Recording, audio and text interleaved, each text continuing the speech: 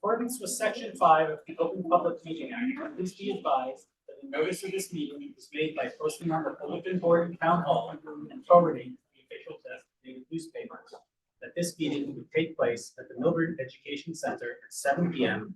February 17th, 2026. Meeting details and the draft agenda were also posted on our township website. Please all stand to salute the flag. I think we just To the flag of the United States of America, to the republic for which it stands, one nation, under God, indivisible, with liberty and justice for all. Amen. roll call, please. Mr. Cohen? Here. Mr. Cosgrove? Here. Mr. Saludo? Here. Mr. Stoller? Present. Mayor Sacramani? Here. Thank you. May I have a motion to approve the agenda? Motion. May I have a second? Second. All those in favor? Any opposed? Okay. May I have a motion to approve the January 20th, 2026 Township Committee regular meeting minutes? Motion. May I have a second? Second. All those in favor? Any opposed? Any abstentions? May I have a motion to approve the January 20th, 2026 Township Committee special meeting minutes? So moved. May I have a second? Second. All those in favor? Any opposed? Any abstentions? All right, so now I'm gonna turn it over to Chief Gilfetter for the promotion of a member of our. Thank you and good evening, everybody. I'd just like to initially start by thanking the mayor and the township committee, Mr. McDonald, for allowing us to present Sergeant Pointer for the appointment to lieutenant. Sergeant Jamal Pointer was born and raised in Jersey City, graduated from Lincoln High School in 1987. He completed the technology program at Chubb Institute in 1996. Thereafter, he worked in the IT department at Merrill Lynch, Goldman Sachs, and Allied Signal. In 1998, Sergeant Pointer began his law enforcement career at the Hudson County Jail. He then began to advance his career by moving up to the Hudson County Sheriff's Office, NJIT Police Department, and the Plainfield Police Department. In 2004, Sergeant Pointer joined the Milburn Township Police Department, where he served as a patrolman until being promoted to the rank of sergeant in 2016. Sergeant Pointer served as a DARE officer. He's a member of our hostage negotiation team and our crisis intervention team. Sergeant Pointer is joined today by his mother Zola, his children, family, and friends.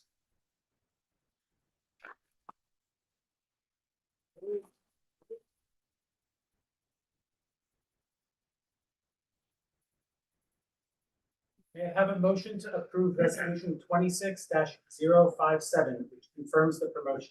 Motion. May I have a second? Second. Roll call vote, please.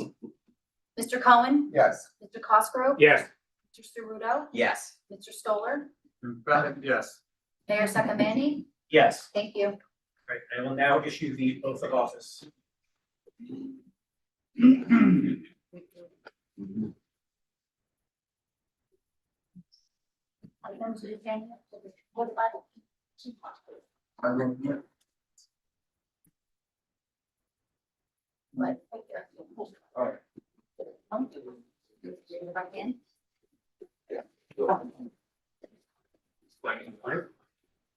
Raise your right hand. Repeat after me. I, Pointer, do solemnly swear or affirm Do solemnly swear, affirm that I will support the Constitution of the United States that I will support the Constitution of the United States and the Constitution of the State of New Jersey, and the Constitution of the State of New Jersey, and that I will bear true faith and allegiance to the same and I will bear true faith and allegiance to the same, and to the governments established in the United States and to the government established in the United States and in this state under the authority of the people. and in this state under the authority of the people. I do further solemnly swear or affirm I do further solemnly affair. Further solemnly swear and affirm that I will faithfully, impartially, and justly that I will faithfully, impartially, and justly perform all the duties of the office of Police Lieutenant of the Milburn Township Police Department perform all the duties of the Milburn Township I'm a little nervous, y'all. Of the office of the police lieutenant of the Milburn Township Police Department, according to the best of my ability. according to the best of my ability. You're done. Thank you, sir. Let's go, Jay.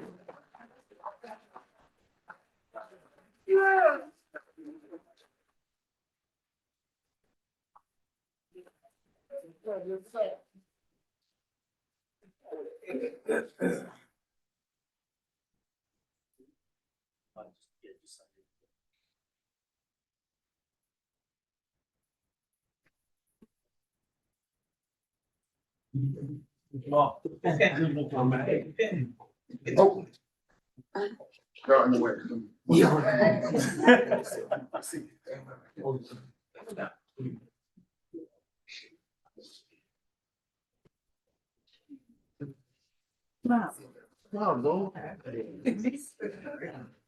will now take a 5-minute recess.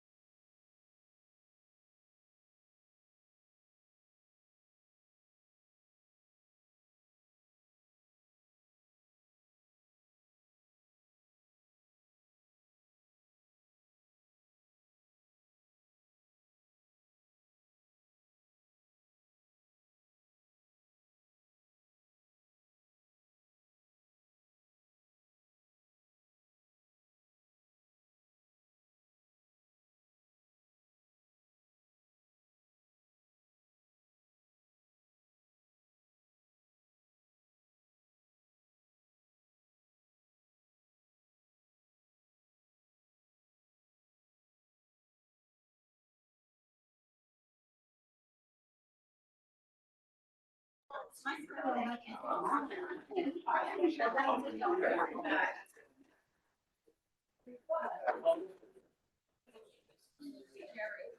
we're gonna get started again. We're gonna do reports now, and I'm gonna begin. Today is Lunar New Year. This is the year of the fire horse. For all of those who celebrate, I want to offer this traditional blessing. Xinyan Kuai La, Gong Shi Fa Cai, Guan Shu Ru Yi, Manyan Da Ji. And for those of us that don't speak Mandarin, that translates to Happy New Year, wishing you prosperity and wealth. May everything go as you wish. Great luck in the year of the horse. I want to commend the Milburn Short Hills Chinese Association for last weekend's outstanding Lunar New Year festival. The event transformed our high school gym with traditional performances, cultural displays, and authentic cuisine, attracting over 2,500 visitors. If you missed it this year, make sure to check it out next year. Tomorrow, many in our community will observe Ash Wednesday, marking the beginning of Lent, a season of reflection, humility, and care for others. I wish all of those observing a meaningful start to this period of renewal and service. Tomorrow also marks the first day of Ramadan, an important month observed by many of our Muslim neighbors through fasting, prayer, reflection, and charitable giving. We wish all those who observe a peaceful and meaningful Ramadan. The EC met last week and discussed the turf field project. They have many concerns about the artificial turf and are looking into ways to increase the playability of the high school fields and evaluating some possible approaches to flood mitigation in that area. As the TC liaison, I let them know that we are looking at more eco-friendly hybrid and synthetic turf options, and those will be explored in greater depth during the engineering phase of the project. Gonna have Attorney Cantor do an update at the end of reports on the Bear Properties litigation and the SID restructuring. The planning board meets tomorrow. Committeeman Ceruto, Business Administrator McDonald, and I have a meeting scheduled with representatives in Essex County next week to discuss ways the county can help support our town. We've sent them a lot of our tax dollars over the years, and we get very little in return, so we're gonna go see if we can change that. So please wish us luck.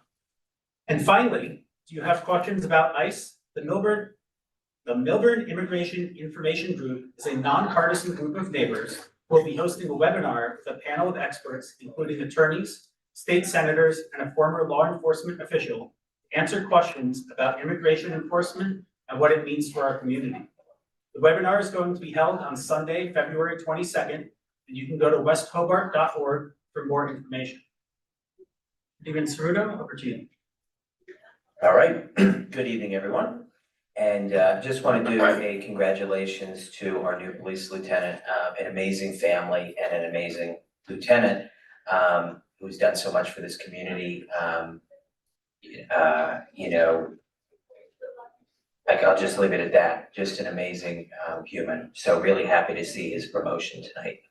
A lot of updates, but I'll try to be pretty brief with them. Joint meeting of Essex and Union, Mr. McDonald, myself, Tom Doty, and Mike Cubetta from DPW toured the joint meeting of Essex and Union wastewater facility, treatment facility in Elizabeth. It's running well. Key FEMA flood mitigation projects are ongoing. We learned about the process and critical role that it plays, as well as the ways that we can have a seat at the table. I sit on that board, so it was a really great experience to see it up close and personal. Shade Tree Advisory Committee, learning about current pests and diseases on our trees and the advanced technology that we do have. Engagement is really high with this group, and they're looking to plan more tree planting activities ongoing, and great engagement. Joint 911 dispatch, Ms. McDonald and I have a meeting this week to talk about the operations there. Flood Mitigation Advisory Committee, there continues to be a lot of really great work going on, significant progress with Princeton Hydro, who's been consulted to work on the Van Winkle East and West branches. A lot of discussions with regard to different working groups that are going to be diving more into the specifics on each project, and of course we're looking for more funding in general. So lots of great conversations going on. Pedestrian Safety Advisory Committee, reorganize for the year, discuss key projects, including downtown parking and sidewalks. Mr. McDonald, our engineering department, and myself and Mr. Cosgrove discussed some of the downtown improvements, in particular at the corner of Whittingham and Milburn Avenue. And so we're trying to iron out more details to put a pilot program together, engage with stakeholders and the rest of the township committee on that. Holiday lighting committee. So we met with stakeholders and put a vision together. We're hoping for a quick turnaround. So DPW is going to be reporting back on, basically an audit of what we currently have in our technology and electrical capabilities. As you know, we're aging infrastructure, but we're trying to have a quick turnaround. We're going to meet next month, finalize our plan, and hopefully have an amazing holiday display for later in the year, Christmas in July maybe. Jersey Central Power and Light, also on that front, Mr. McDonald and I will be engaging with them to talk about downtown poles and wires and et cetera. 250th committee, join the Milburn 250 committee this Sunday, the 22nd, at the library auditorium for a lecture series from Bob Gola and the Forgotten Victory Trail Association and the Battle of Springfield. Keep an eye on milburn250.org for information on future events and ways to get involved. It's an awesome year ahead, and that website has tons of information. We really encourage the community to come out and support. Have a great evening. Thank you. Deputy Mayor Cosgrove? Thank you, Mayor. 3 reports. The Senior Citizen Committee, which I'm on, is going to be meeting on March 5. So folks who are interested in that, please attend that. There was a CETA committee meeting last week. It's on for new business later, so I won't go into a lot of detail, but they added 3 new tiles to the board that's going to be posted for the 250th anniversary in front of the library. They do need a board ed rep. I was going to maybe ask Ben if he had somebody in mind. And then they have an organizational meeting scheduled for March to elect a secretary and a chair. The HPC, Historic Preservation, had a meeting on February 12th. I actually missed that meeting, but they had a couple applications, all of which were approved without a hitch, went smoothly. I don't want to step on Michael's toes. The Arboretum, I attended that meeting. I missed the last meeting.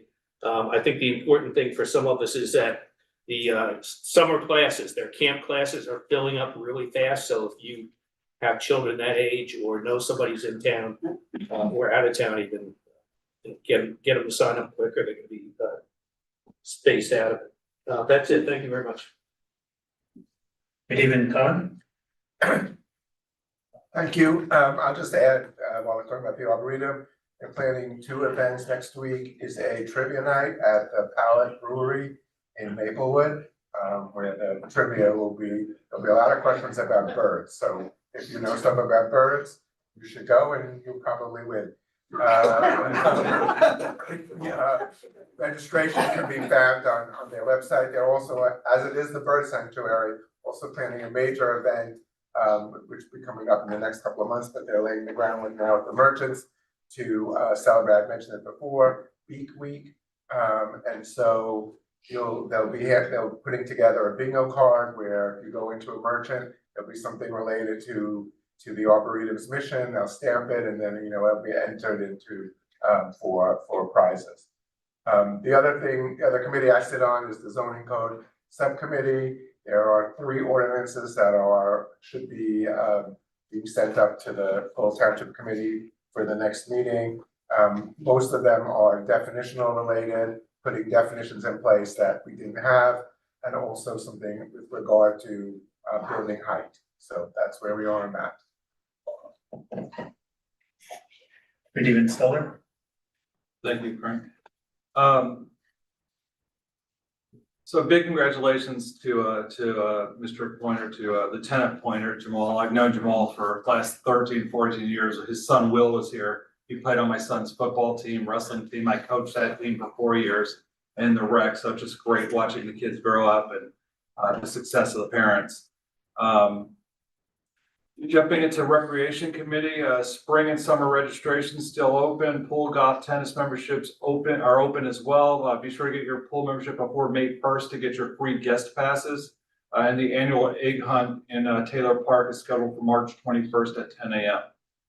Ski club, we have 2 remaining makeup schedules. We missed one for both of them for bitter cold, extreme cold. One has like minus 15 degree, feels like minus 15 degree Fahrenheit temperature. So they were canceled. Those will be made up in the next 2 weekends. Special Improvement District, Explore hosted its annual sponsor dinner last week, where we secured actually $6,000 in sponsorships that evening alone, including the signature sponsor for the FIFA World Cup, which is IDB Bank, which is based in Short Hills. And we have a dozen or so other sponsor leads that germinated out of that dinner. So it was a fantastic dinner. Main Street America and Main Street New Jersey.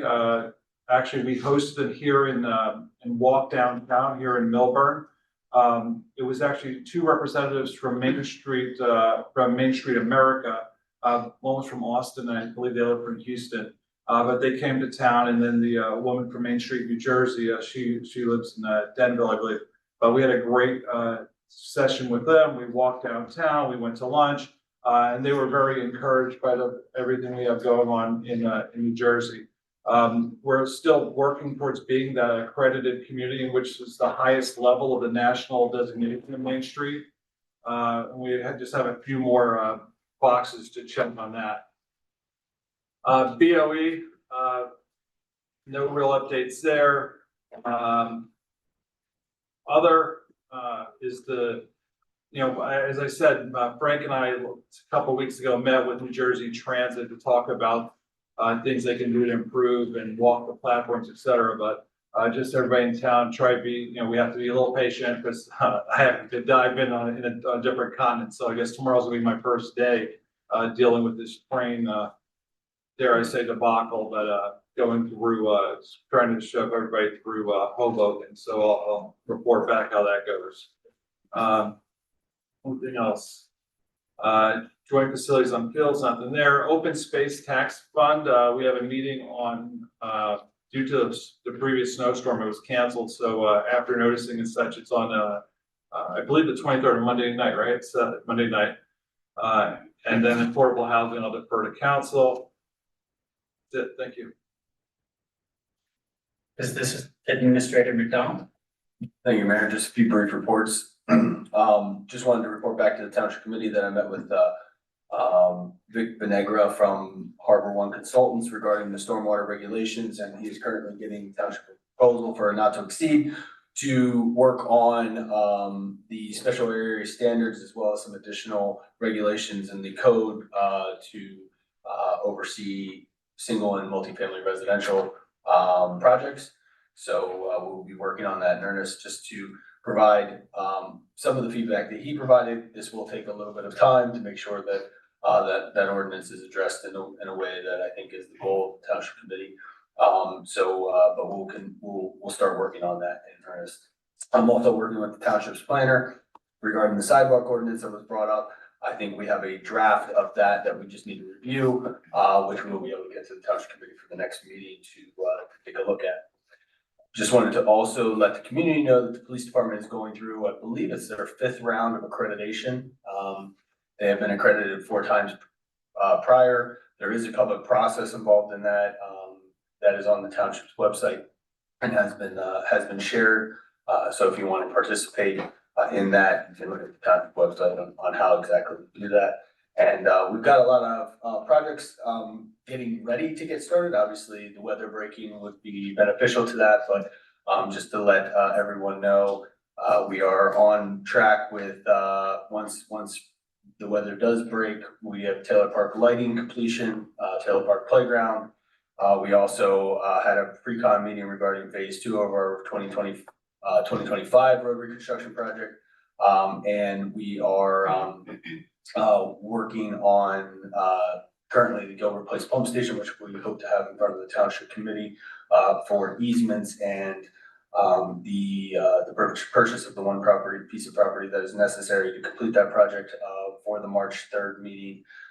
So a lot of stuff, sort of happening, ready to go. Also, the pool resurfacing is another one that will be starting, very shortly. But again, that will be dependent on weather and how the weather breaks here. So just wanted to let everybody know there's a lot, getting ready to be worked on. Thank you. Attorney Cantor?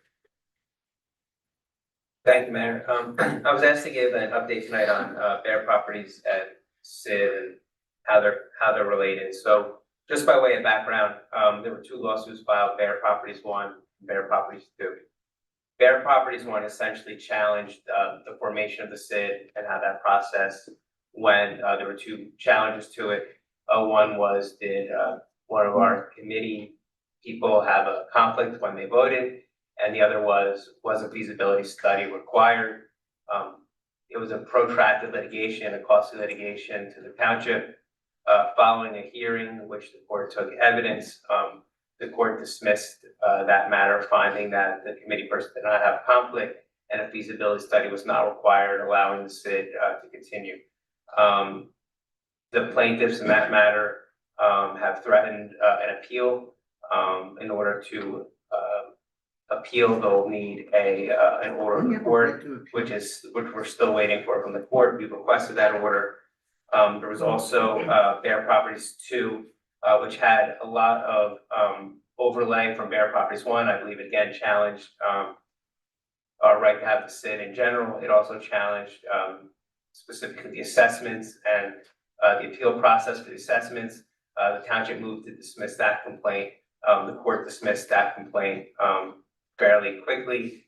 What's left is the potential appeals of the plaintiffs and the township's rights to seek fees pursuant to Rule 148, which is a frivolous litigation rule. Both the appeal and the township's right to go for fees are waiting for the court's final order of dismissal. Although orally dismissed, we're still waiting for the written order, which would trigger the deadlines for each of those.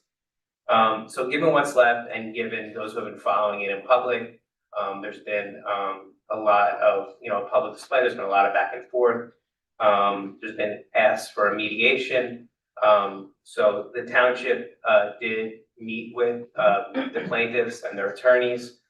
I call it a mediation because sometimes in law you have lawyers who act as informal mediators.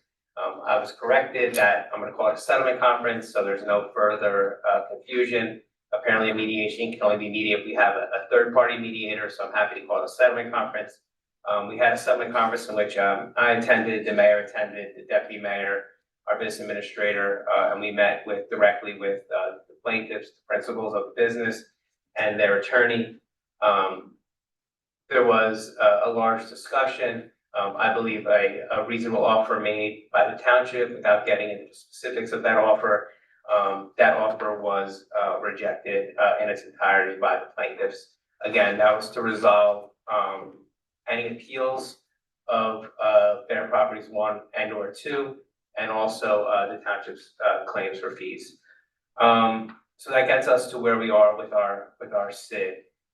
Township committee met and they were looking to repeal and replace the current SID with a new SID, which would have different fees for districts, with the downtown carrying more of the financial burden of the SID. However, following that settlement conference, the township is not in a position to move forward with the new SID. This is based on a significant threat of litigation. If we are to repeal and replace the SID, we believe the township would face a similar complaint, a similar litigation, which incurred after Bear Properties 1, could essentially challenge the ordinance. Some issues have already been raised, and given how costly the Bear Properties 1 and that litigation was to the township, at this time, the committee is not going to move forward with repealing and replacing the SID based on the breakdown in settlement discussions with the Bear Properties plaintiffs and the real threat of litigation if we were to repeal and replace. And this is, again, after going years. This township's been through years of litigation. over the current SID and its ordinance, and the township doesn't believe as fiduciaries to the residents that they should incur those type of legal fees and to repeal and replace the SID. I think I've stated the committee's position, but I'm happy to take any questions or clarify any items the committee would like. Thank you, Attorney Cantor. All right, public comment.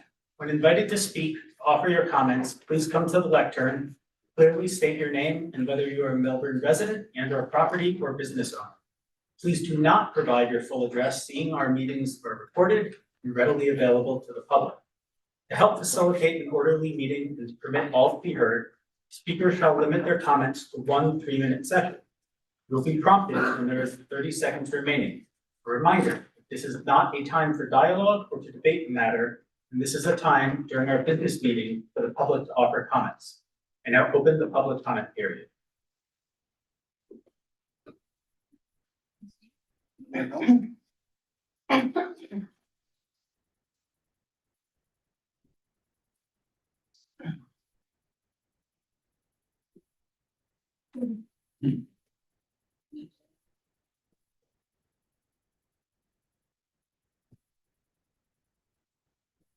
My name is Dr. Trina Frankel. I'm a retired physician who has lived in Short Hills for 52 years. I practiced internal medicine for 30 years in Melbourne. I am chair of the Senior Citizens Advisory Committee and serve on the Board of Health, but I speak today only for myself. John Gruber, Ford Professor of Economics and chair of the Economics Department at MIT, has written extensively about healthcare economics. He has pointed out how important immigrants are to the healthcare system. 18% of healthcare workers are immigrants. They are medical scientists, physicians, and registered nurses. Perhaps most importantly, they are licensed practical nurses, LPNs, nursing assistants, and home health aides who care for the elderly and the disabled in long-term care facilities and in their homes. The very old are a growing demographic. We are 10 to 15 years away from a peak in the need for long-term care. 1 in 3 elders will enter a nursing home. It is estimated that by revoking temporary protected status for Haitian immigrants who are overrepresented, who often give this care, will result in 9,000 unnecessary deaths per year and will affect the quality of life of our seniors. Healthcare policy and our approach to immigration should reflect the vital role that the immigrant community plays in the care of our grandparents, parents, and ultimately ourselves.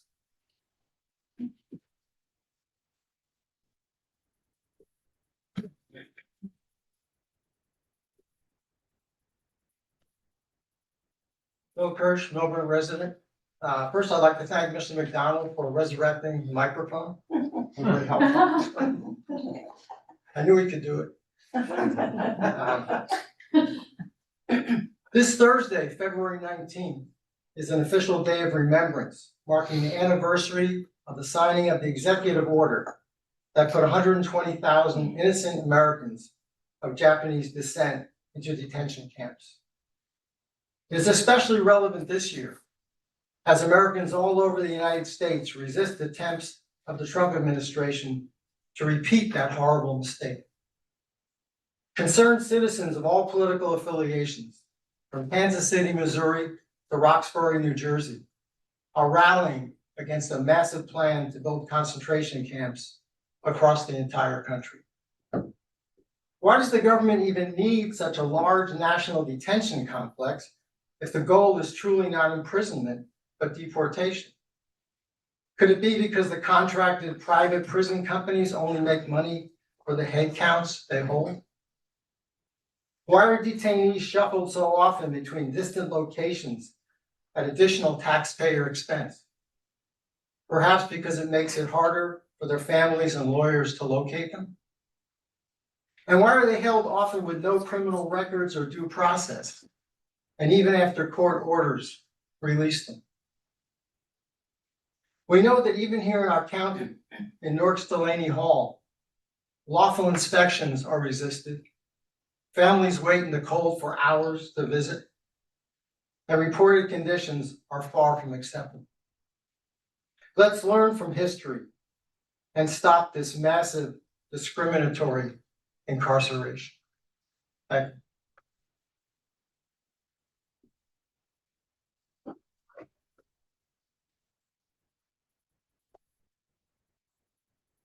Good evening, my name is Jeffrey Feld, I live in the poet section. I incorporate here by reference my various heads up postings on Milton politics. And throughout this evening, there's gonna be an overlay of what's being considered and heard. One is the Charter Study Commission interviews of 4 current TC members and chapter 2 of our municipal code.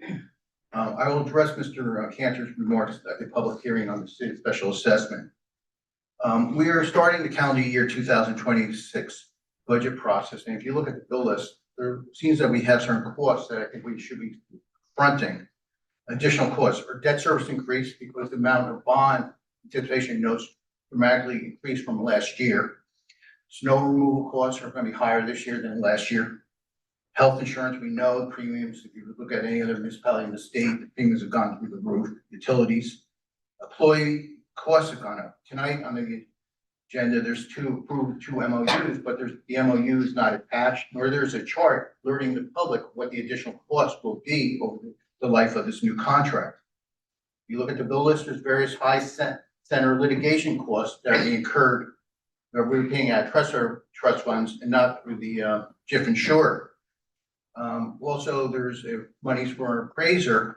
In August last year, you approved our planner to do a redevelopment plan for block 1212, lots 4, 22, 24, 27. Question is, what's the status of this redevelopment plan that was approved to be worked on in August?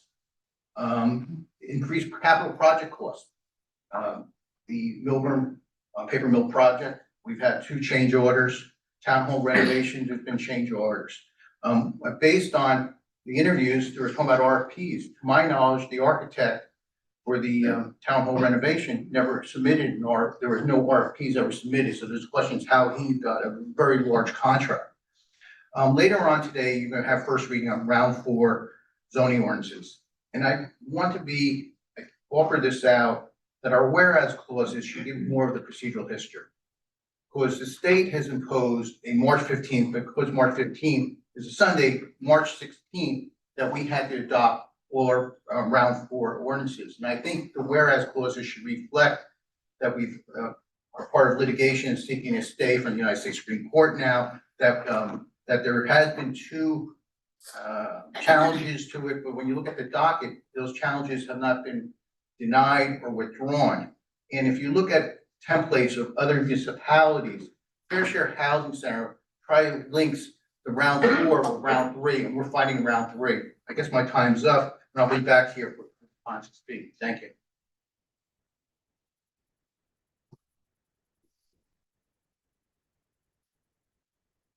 Good evening, as always, I'm Regina Truitt, Short Hills. Thanks for your service. Just a quick apolitical request that when you have ordinances, I've said this a few months ago, but I'm going to revisit now that I'm in person here.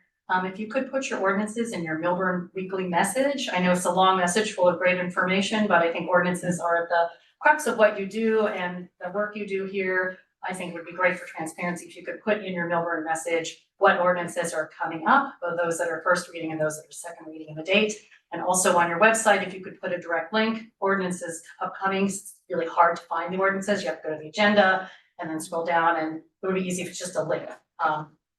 That's it. And then my question would be, who would I email or contact for concerns about turf fields? Can answer that later. Thank you.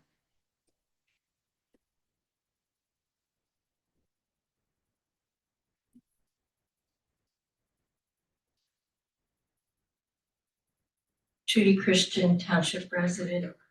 Happy Losar, which is also the Tibetan New Year today. And my Tibetan is limited to Tashi Dela, which will thank you. So in the last meeting, Mr. Ceruto brought up parking on Milburn Avenue and the possibility of continuing the change from 3 lanes to 2 lanes up to Whittingham Terrace. I live in the Wyoming section and always walk into town rather than drive. If you walk from the intersection of Wyoming and Milburn Avenue into town, you will see that the traffic speeds up right into the curve that becomes Essex Street. I don't know where the entrance and egress will be to the new housing that's going up there.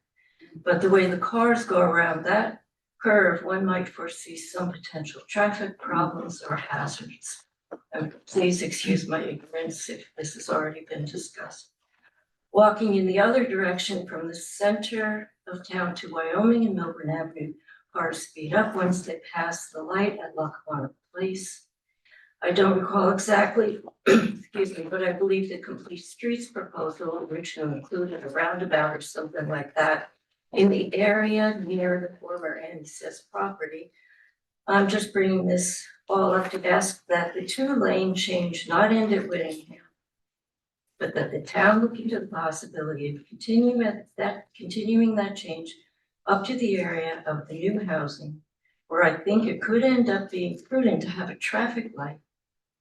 This would include a dedicated left turn lane, a carve-out lane, or whatever the technical term is, to turn left onto Essex Street. The light would, of course, also be for the traffic entering Essex Street from the Wyoming side. I think it's important to try and make Milburn as walkable as possible, which is good for the businesses and sense of community. And one might assume that people living in those Annie Says towers will be walking to places like Trader Joe's or CVS, and wouldn't it be nice if that new looming housing ended up causing some retail growth, coffee shops or small eateries in the direction of Wyoming Avenue? So I just wanted to ask you to look at the whole picture with a shout out to the Wyoming and the South Mountain sections. And a traffic light between Lackawanna Place and Wyoming Avenue could make a big difference. Thank you.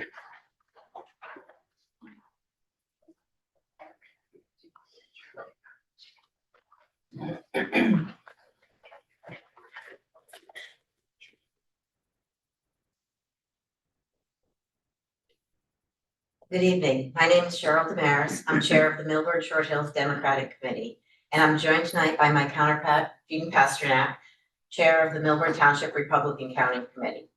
Together, we would like to announce an upcoming bipartisan educational webinar titled ICE and Milburn. There's been a great deal of news recently about ICE activity across the country, and there's also been several instances here in Milburn that have prompted questions and concerns.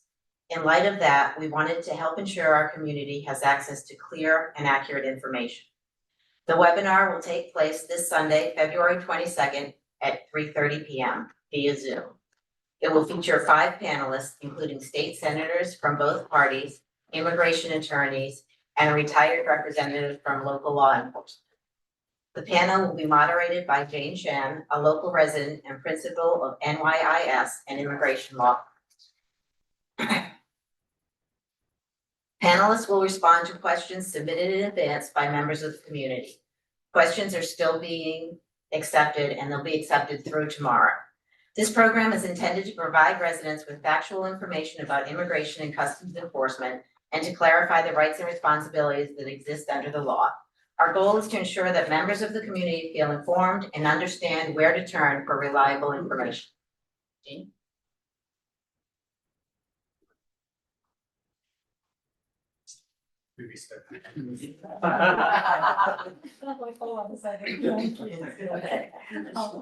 Thank you, Cheryl. It's really great to be here with you side by side.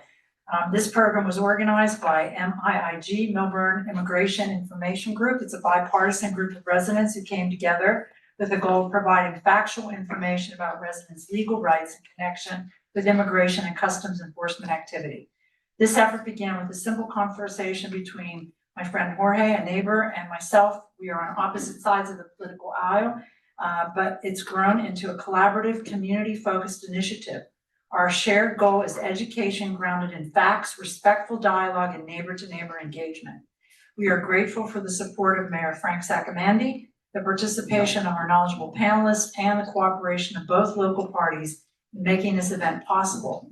We invite all residents to attend via Zoom and to learn and engage thoughtfully on a complex issue that affects all of us and our community. I think we said additional information is at www.westhobart.org/MIIG. Please join us. Thank you. Okay. I'd like to share some other concerns regarding a committee I was newly appointed to for 2026, the Cultural Engagement, Diversity and Arts Committee, or CEDA. CEDA was formed, I believe, in 2019 and has been chaired since its inception by former Mayor Jackie Lieberberg. I want to acknowledge and thank her and the volunteers who have served for the time and effort they've devoted to our town. That work deserves strong recognition.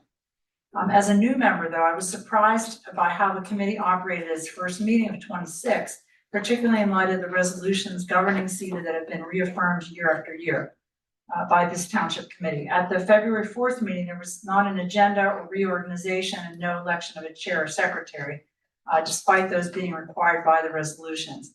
At that meeting, Ms. Lieberberg stated she was unaware that minutes or a secretary were required. In preparing for my new committee role, I was unable to locate any meeting minutes or annual reports from CEDA over the past 7 years, just to educate myself and be prepared. They were not located either on the township website, or I tried Oprah and I didn't find anything but 2 internal emails. So I think the lack of public record is a problem. The meeting itself focused solely on the fantastic mural project for the 250th celebration. I commend the outstanding efforts of Project Chair Sapna Gupta. 2 new members, though, raised concerns about missing community representation, lack of transparency and outreach. And I think what that brought is it suggested that broader engagement was achievable. At its core, my concern is transparency and adherence to established governance. I respectfully ask, would this committee be more effective if it followed its own resolution requirements? Would broader participation occur if activities, minutes, and reports were documented and published? Why has there been no consistent record keeping or annual reporting? And how does CEDA's role differ from the Art Advisory Committee in shaping public art policy? Thank you.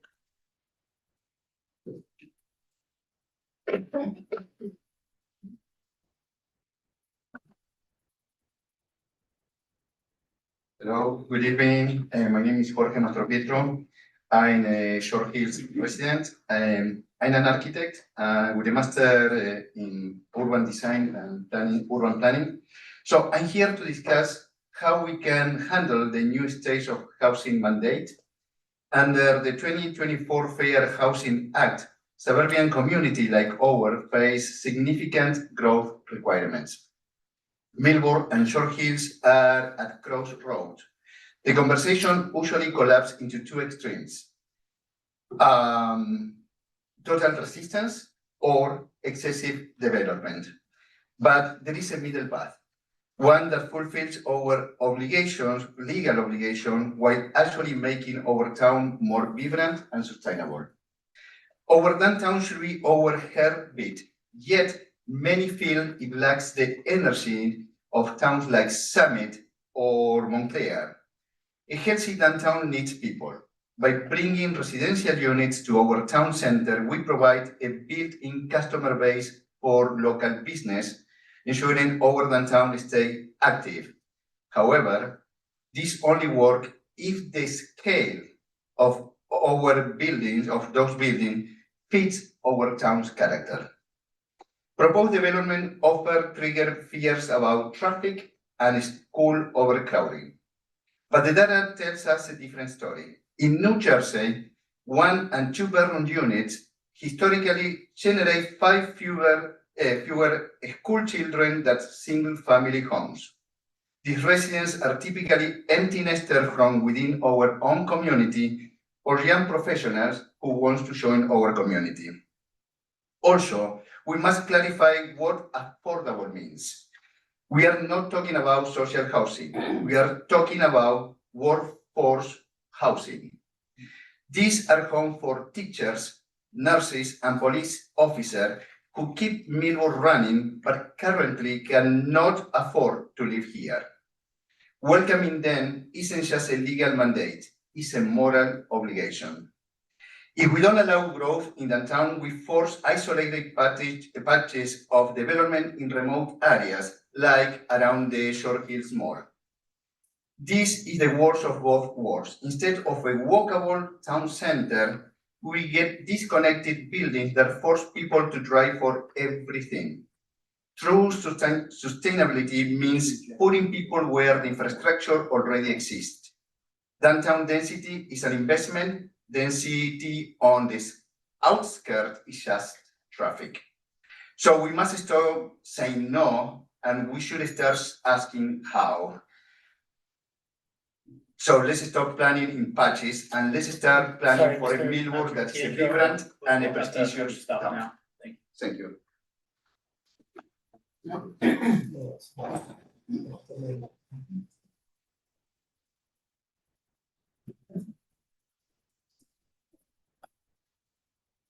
Sorry, good evening, Perry Urso. I have a couple questions. The first one I'd like to address to Committeeman Stoller.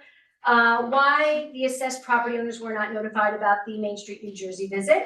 And also to Committeeman Ceruto, can you elaborate on the lighting committee and when it was formed and how the members were selected and what stakeholders you met with during your consultation?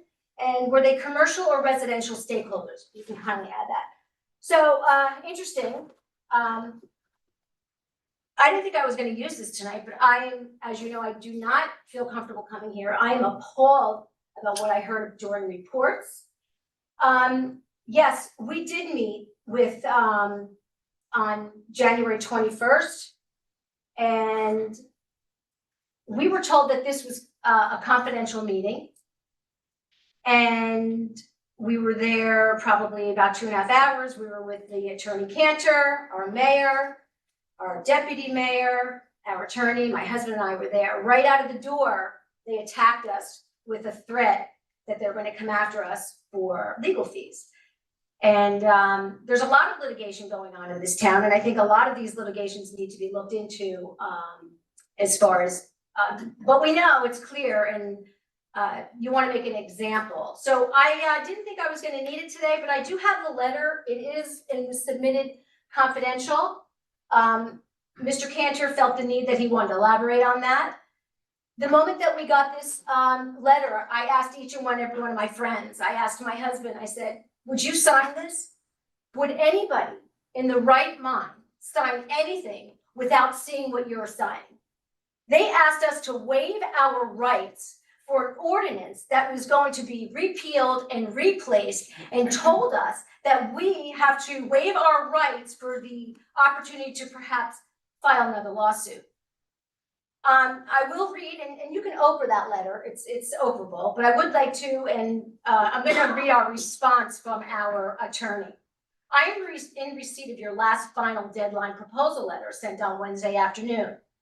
Again, at this time, I cannot advise my clients to waive their rights and agree to the convenient not to sue based upon a phantom promise and superseding ordinance, as well as the lack of any documentation that was promised supporting a non-tiered or tiered special assessment among the 5 business districts supporting Main Street, New Jersey entity whose boundaries are limited to the original dissolved downtown business district, SID.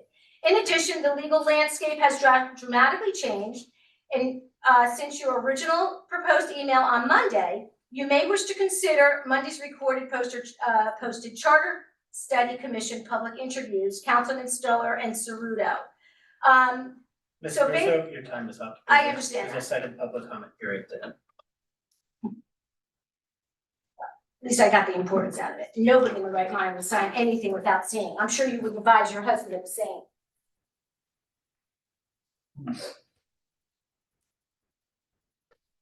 Everyone.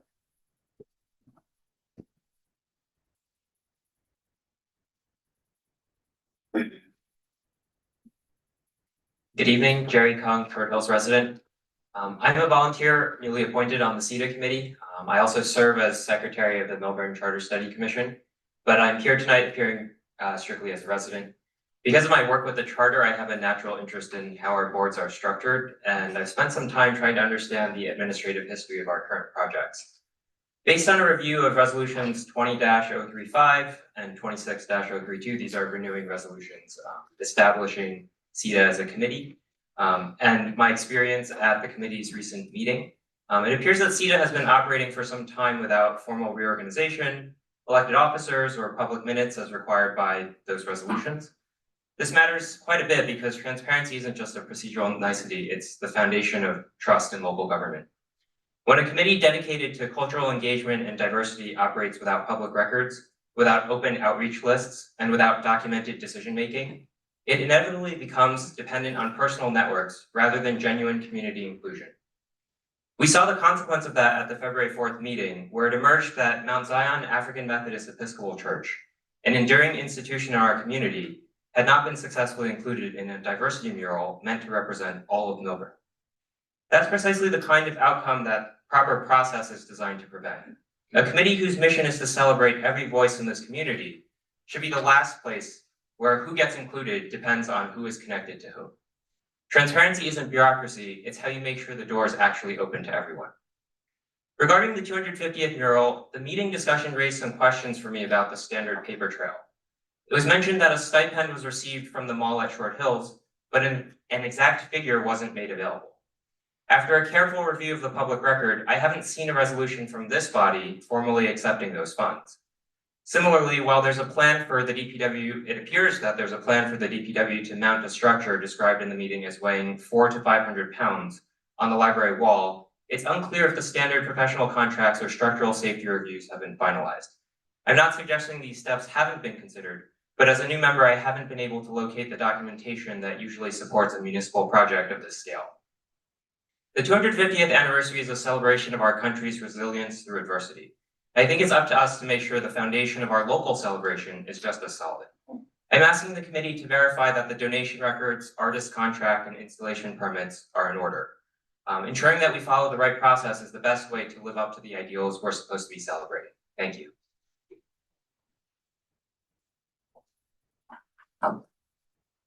Anyone else from the audience? If anyone online? I will now close public comment.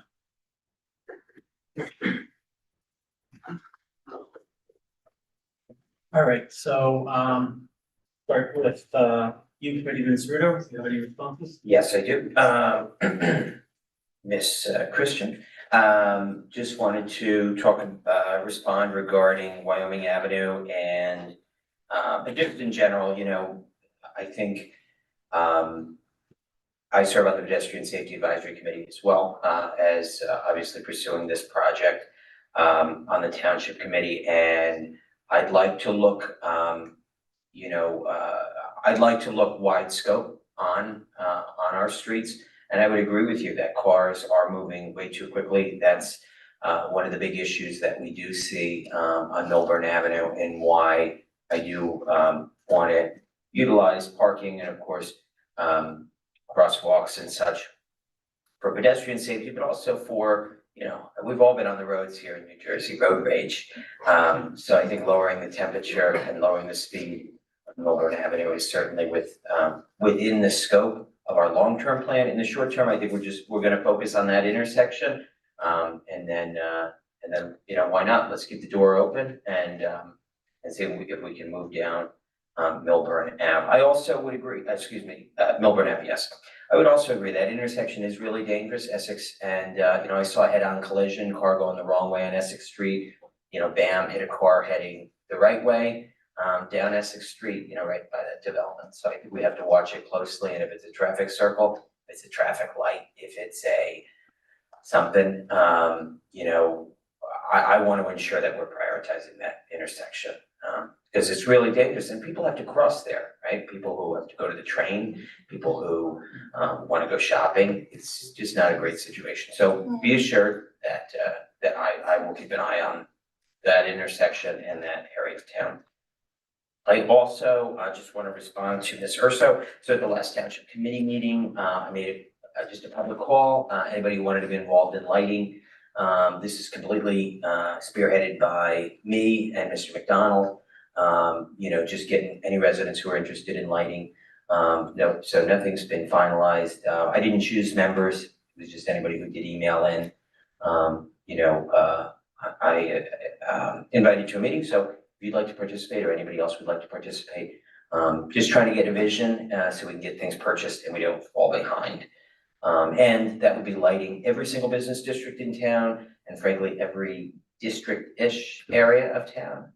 I'd love to see Chatham Road, Upper Milburn, maybe even with different themes for each area. So suggestions are open. Feel free to email me if anybody in the community, if they have suggestions, and that's the end of my reports. Deputy Mayor Cosgrove? Thank you, Mayor. Gina Truitt, I'll address her too, because I think there have been, so getting the ordinances on the weekly message, I'm gonna look into that. I think the easier one probably is to get the ordinances posted so people can see those and get them in earlier. I will tell you that we generally see them on Thursday. Certainly but I think we can certainly do on the website. I don't see why we couldn't do on the website an announcement, what's on at the next meeting, what's on for second reading, first reading, and here's a link to a copy of the ordinance. Thank you. I agree. Committeeman Cohen? Yes, I would just like to thank Dr. Franco, Mr. Kirsch for their remarks. And as I said last week, I'm very encouraged by this webinar that is happening on Sunday. It's wonderful to see Mrs. Damaris and Mrs. Pasternak working together in a bipartisan way. I'm very encouraged to see that, and I'm sure the webinar will be extremely informative, and I look forward to attending. Committeeman Stoller? Sure. Judy, happy Tibetan New Year. Mayor Frank, that was a very impressive opening Chinese statement you gave there. Very impressive. Yeah. I'm stuck at Ni Hao.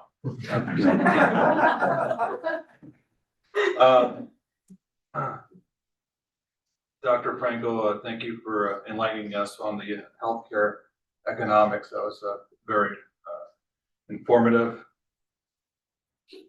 And then on the lighting, Jamie, I'd love to see the lighting also go down past the new building at the Annie says down that business district as well towards Wyoming. I know that little stretch is usually overlooked as most of the folks, my neighbors, and you can't see that coming down to the Wyoming section. Jorge, thank you for that overview. A lot of that's been addressed. I would really push to review the minutes and the notes from the round four affordable housing development planning and such. Frank and the team did a great job of pulling that out and address a lot of those issues. We're lucky enough to have the paper mill, which provides about 450,000 visitors a year as well, to give us the seats for the rears and the seats without people moving in and going to the school system. But I concur. But there's a lot of information in that. And I also am encouraged by the bipartisan communication between Cheryl and Jean, and look forward to that webinar. Thank you. All right, Ms. Truitt, great ideas. I think it might be a little too onerous to include all of the ordinances in the weekly email, but perhaps what we could do is include a link to a webpage that has those ordinances on them in a more clear fashion. That way people don't have to dig into the agenda packet and find it. So I'm sure we can make some improvement there, and great idea. Let's see, Ms. Christian, so we're always looking into ways to improve pedestrian safety. In fact, we're soon going to be having a meeting with the Annie Says developer and the police to see if we can improve the traffic situation during the construction. But I know as we look at our greater plans for downtown, maybe this is also something the strategic planning committee, once that's formed, can look into as well. Because I think we need to look at the downtown holistically. And we're really not going to know what the traffic patterns are going to be like until people start moving in. When they did when they went through the planning board process, obviously they had models, they had traffic, et cetera. But what's done, hypothetically in model doesn't always match, what happens when people start moving in. So I think we are gonna have to get a little bit more information and experience with that development once it comes online before we can really properly address it. The last thing we want to do is go and make a change. Let's say we put in a traffic circle, for instance, and then we find out, okay, got 100+ people move in, there's 300 parking spaces, there's all these cars, and oops, that traffic circle, wasn't the right solution. So I think we want to be methodical and deliberate about how we address that, but absolutely something that we're looking into. Ms. Damaris and Ms. Pasternak, I'm very thrilled that you guys have been working together. I know Jorge was instrumental in this, along with Jean, to put together this bipartisan committee of neighbors, completely independent of the township. I happened to be invited to one of the meetings and I've been involved with it, and I will say it's been really amazing how we could have people that are on, two different sides of the political spectrum have a intelligent conversation about a very controversial issue. So I think we all learned a lot, and I think we're gonna learn a lot from the webinar. So I hope everyone can tune in. Mr. Master Pietro, I heard what you were saying. There was one thing in your statement that I just wanted to draw attention to. You mentioned the need for workforce housing. Housing that would be for police, firefighters, nurses, teachers, etc. The thing is, the way our state laws currently written, most police, firemen, nurses, teachers make too much money to qualify for what the state considers to be affordable housing.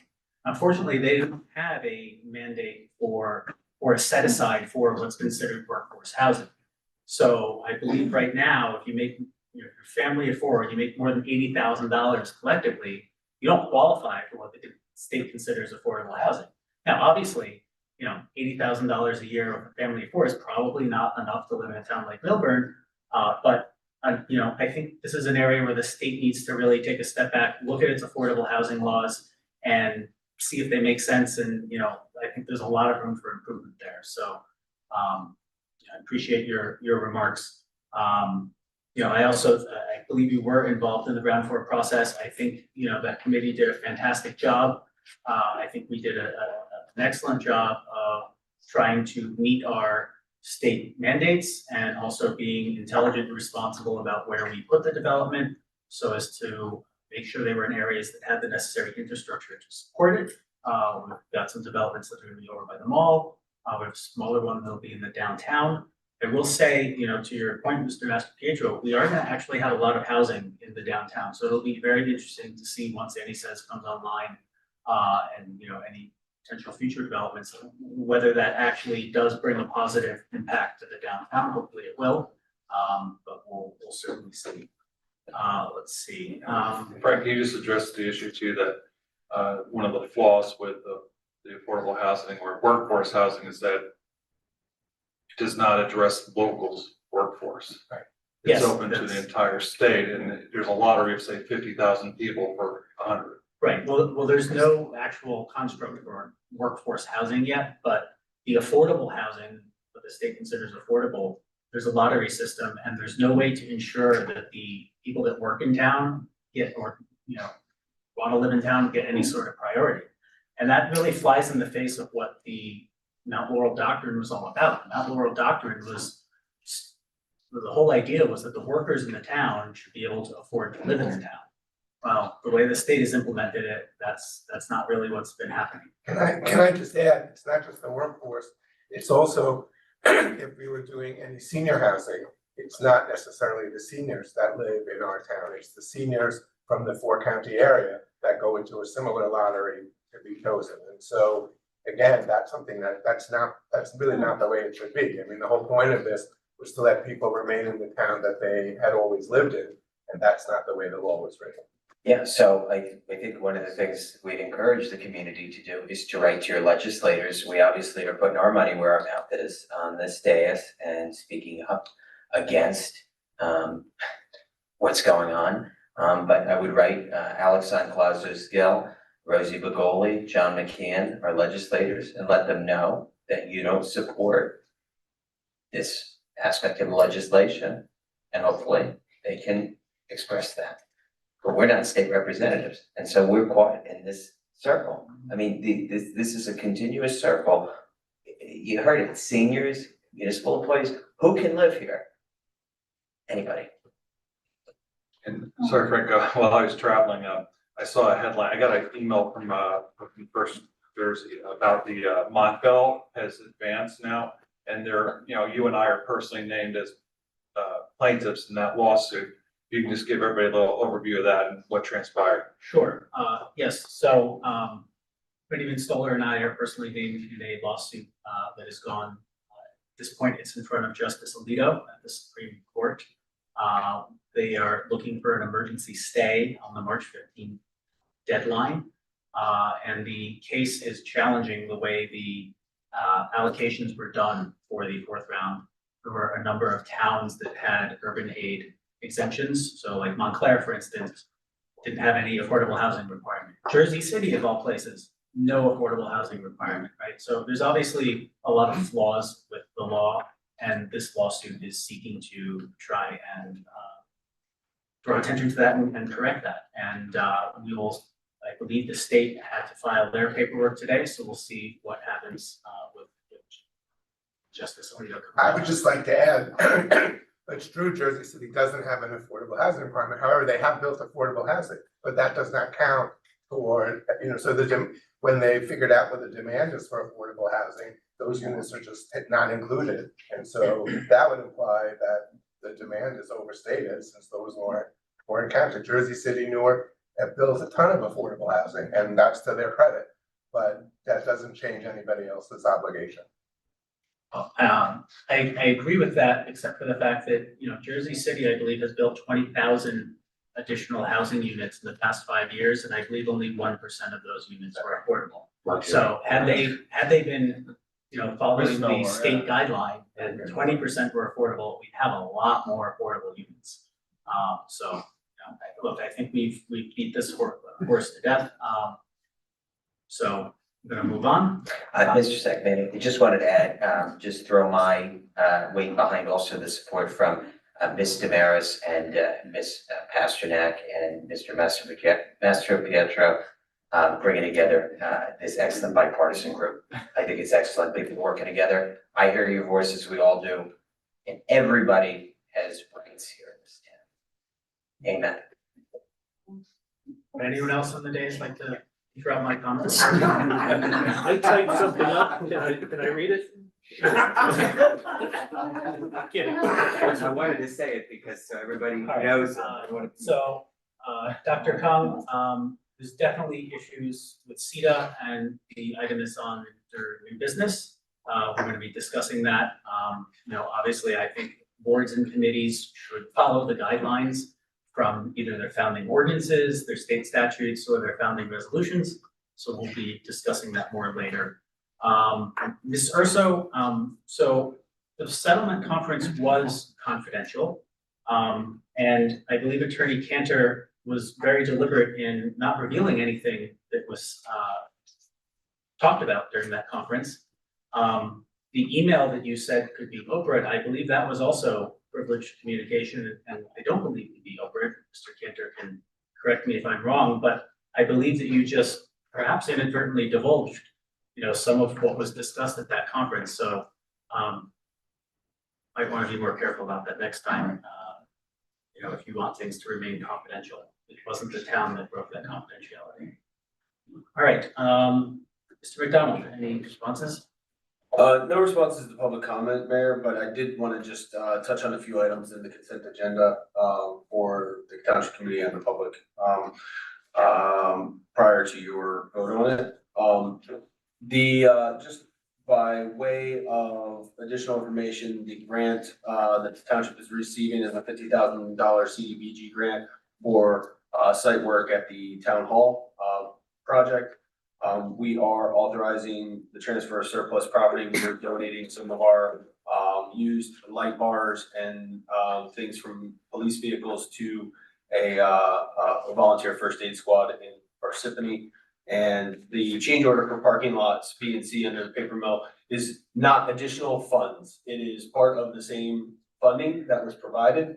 It is not increasing the amount of funds that are provided, but it is a change order that certainly eats into whatever future funds of that fund would be able to be utilized. I think that's it, unless there's additional questions from the township committee. Just wanted to specify those. Attorney Cantor, any responses to public comment? I have nothing, I really have no response other than, I concur with the mayor that Mr. Feld's, letter to me would not be horrible. But other than that, if anyone wants to speak, if there's anything from the committee, otherwise I have no further comment. All right. With that, we will now move on to the consent agenda. The Township Committee will now consider consent agenda resolutions. Are there any comments from the committee in regard to any of the items listed on the consent agenda? May I have a motion to approve resolution 26-058 through resolution 26-067 and resolution 26-070, which are listed on the consent agenda? So moved. May I have a second? Second. Roll call vote, please. Mr. Cohen? Yes. Mr. Cosgrove? Yes. Mr. Ceruto? Yes. Mr. Stoller? Affirmative. Mayor Sakamandy? Yes. Thank you. All right, next up is resolution 26-068. This resolution is to formally approve legislation circulating in the New Jersey Senate that would give religious institutions and nonprofits the ability to build high-density housing essentially anywhere they wanted, irrespective of local zoning. This bill was on the docket last year. It did not advance, and it's been reintroduced this year. So last year we did a formal resolution opposing it. We're doing that again this year since the bill has a new number. Are there any comments from the committee in regards to resolution 26-068? I just want to thank, I raised this at the last meeting, so I just want to thank everybody for sending this around. Well, Yeah, just make sure that our governor's on copy as well.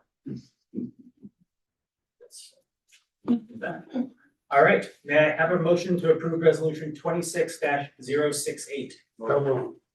May I have a second? Second. Roll call vote, please. Mr. Cohen? Yes. Mr. Cosgrove? Yes. Mr. Ceruto? Yes. Mr. Stoller? Affirmative. Mayor Sakamandy? Yes. Thank you. Next up, special resolution 2026 assessment rule. Tonight is the night for the public hearing. I hereby open the public hearing for any comments on the 2026 Milburn Short Hills Business Organization Special Improvement District Assessment Rule. Good evening. My name is Jeffrey Feld, citizen, resident. I'm also the attorney in the Bear Property 1 and 2 cases. I want to begin by what it says in the public notice.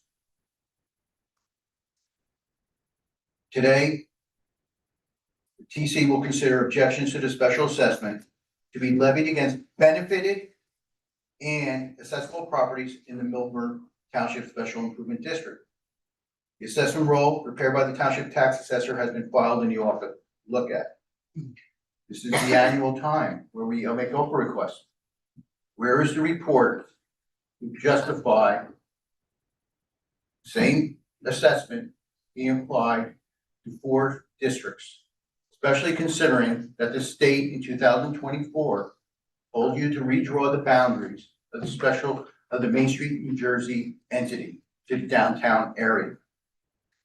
People, I caution you, statements were made before. Look at the record, what happened. Judge Spencer has not entered all the orders yet. There's no final orders to be entered yet. Judge Moore twice told the town to mediate and not litigate this litigation.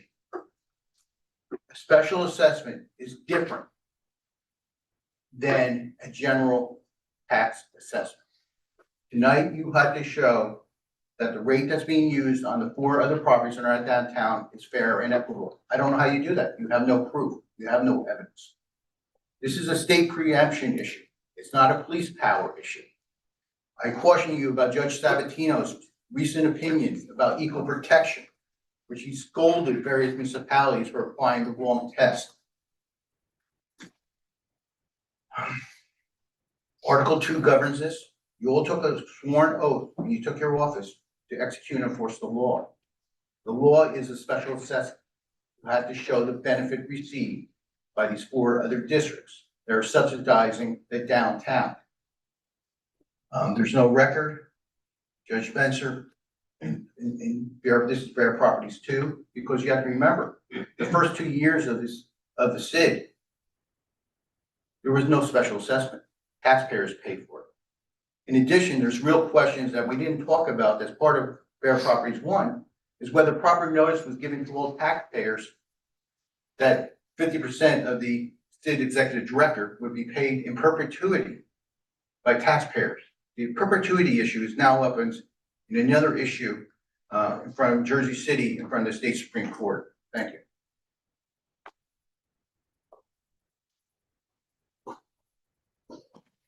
Anyone else like to speak on this hearing?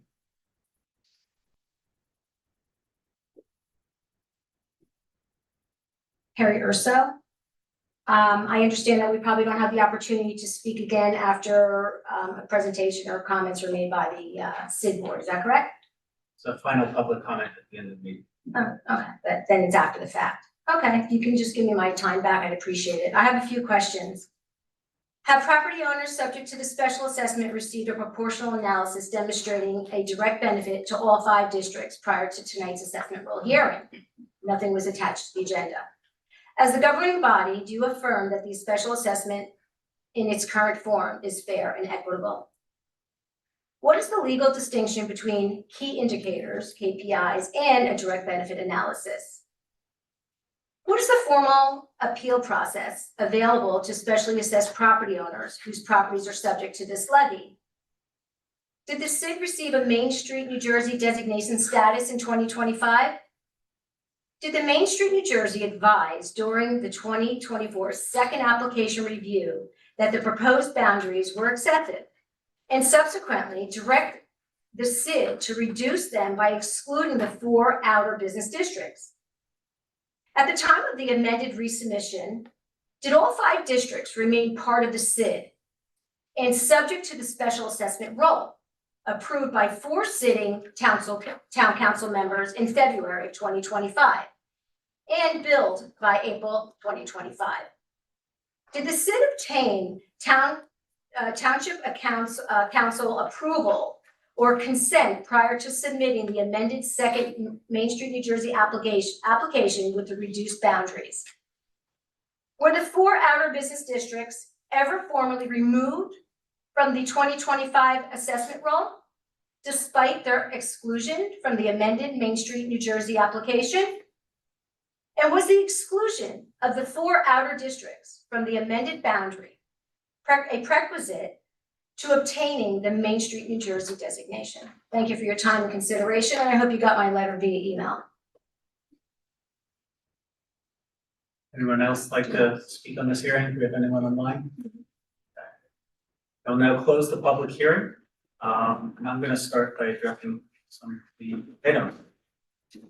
So Main Street, New Jersey, this seems to keep coming up again and again. I think there's a fundamental lack of understanding of what the Main Street, New Jersey program is and how it relates to special. Be careful what you're saying now. Lack of understanding. So my understanding is the Main Street, New Jersey program, one of the prerequisites for it is that you have a special improvement district. Now, again, my understanding is when we submitted our Main Street, New Jersey application, it was submitted with the entire SID. And I believe what happened is the program went back to us and said, well, this is really for Main Street downtowns, so you need to amend your application so that, you're talking about specifically the SID in the downtown district. That has nothing to do with the fact that, we have other districts in the SID. You're allowed to do that. That's my understanding. One has nothing to do with the other. There are towns that have, multiple districts in their SID, and, the Main Street, New Jersey program has certain requirements, but that doesn't mean that our SID is in any way invalid or excessive. So again, I don't know why this keeps coming up. It seems like the 2 things are being conflated when they're separate. And the Main Street, New Jersey program actually helps get us funding. I think we got 125, 150 thousand this year, and we're gonna be making good use of that. So, that's something that's been beneficial. Then, Ms. Urso, with regards to, immediate versus litigate, to be fair, we did try to have a conversation. We did try to come to some agreement, and, in my opinion, I think the litigation, the filing of the second lawsuit showed that it was you guys, the plaintiffs, that chose to continue the litigation. Again, just my opinion, that's how it seems, things went down. Anyone else on the dais like to address any of the comments from the public hearing?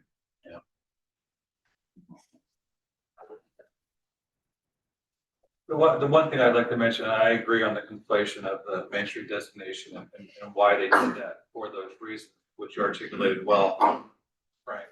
Second is the KPIs, the key performance indices show significant year-over-year improvement, as well as benefit to all businesses that participate in the special improvement district. As we see the biggest proof of the benefit to a town is just the straight donations, in which we got approximately $50,000 straight donations, cash donations, with a 99.7% paid rate. And even just last week, we got $6,000 like that with many more leads. So, I put a lot of onus on this businesses putting up their money where their mouth is. Yeah, that also reminded me, when even Cohen and I were working on the subcommittee to review the SID. I remember we were looking at the KPIs, and I was actually surprised, pleasantly surprised, at how many calls for service there were from businesses in the outer districts.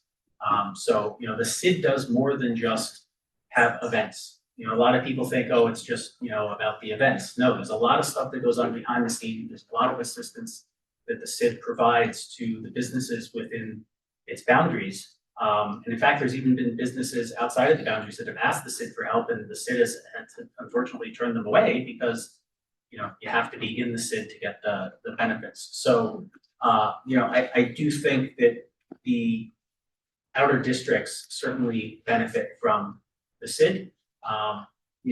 Events may be focused in one area or another, but I think everyone does benefit. All right. Unless anyone else has any comments? All right, may I have a motion to approve resolution 26-069, which authorizes adoption of the 2026 Milburn Short Hills Business Organization Incorporated Special Improvement District Assessment Roll. Motion. May I have a second? Second. Roll call vote, please. Mr. Cohen, Yes. Mr. Cosgrove, Yes. Mr. Ceruto, Yes. Mr. Stoller, Perfect. Mayor Sekamandi. Yes. Thank you. Okay, moving on to ordinances. Ordinance 2731-26. Mr. Cohen is scheduled to sponsor, and Mr. Petto,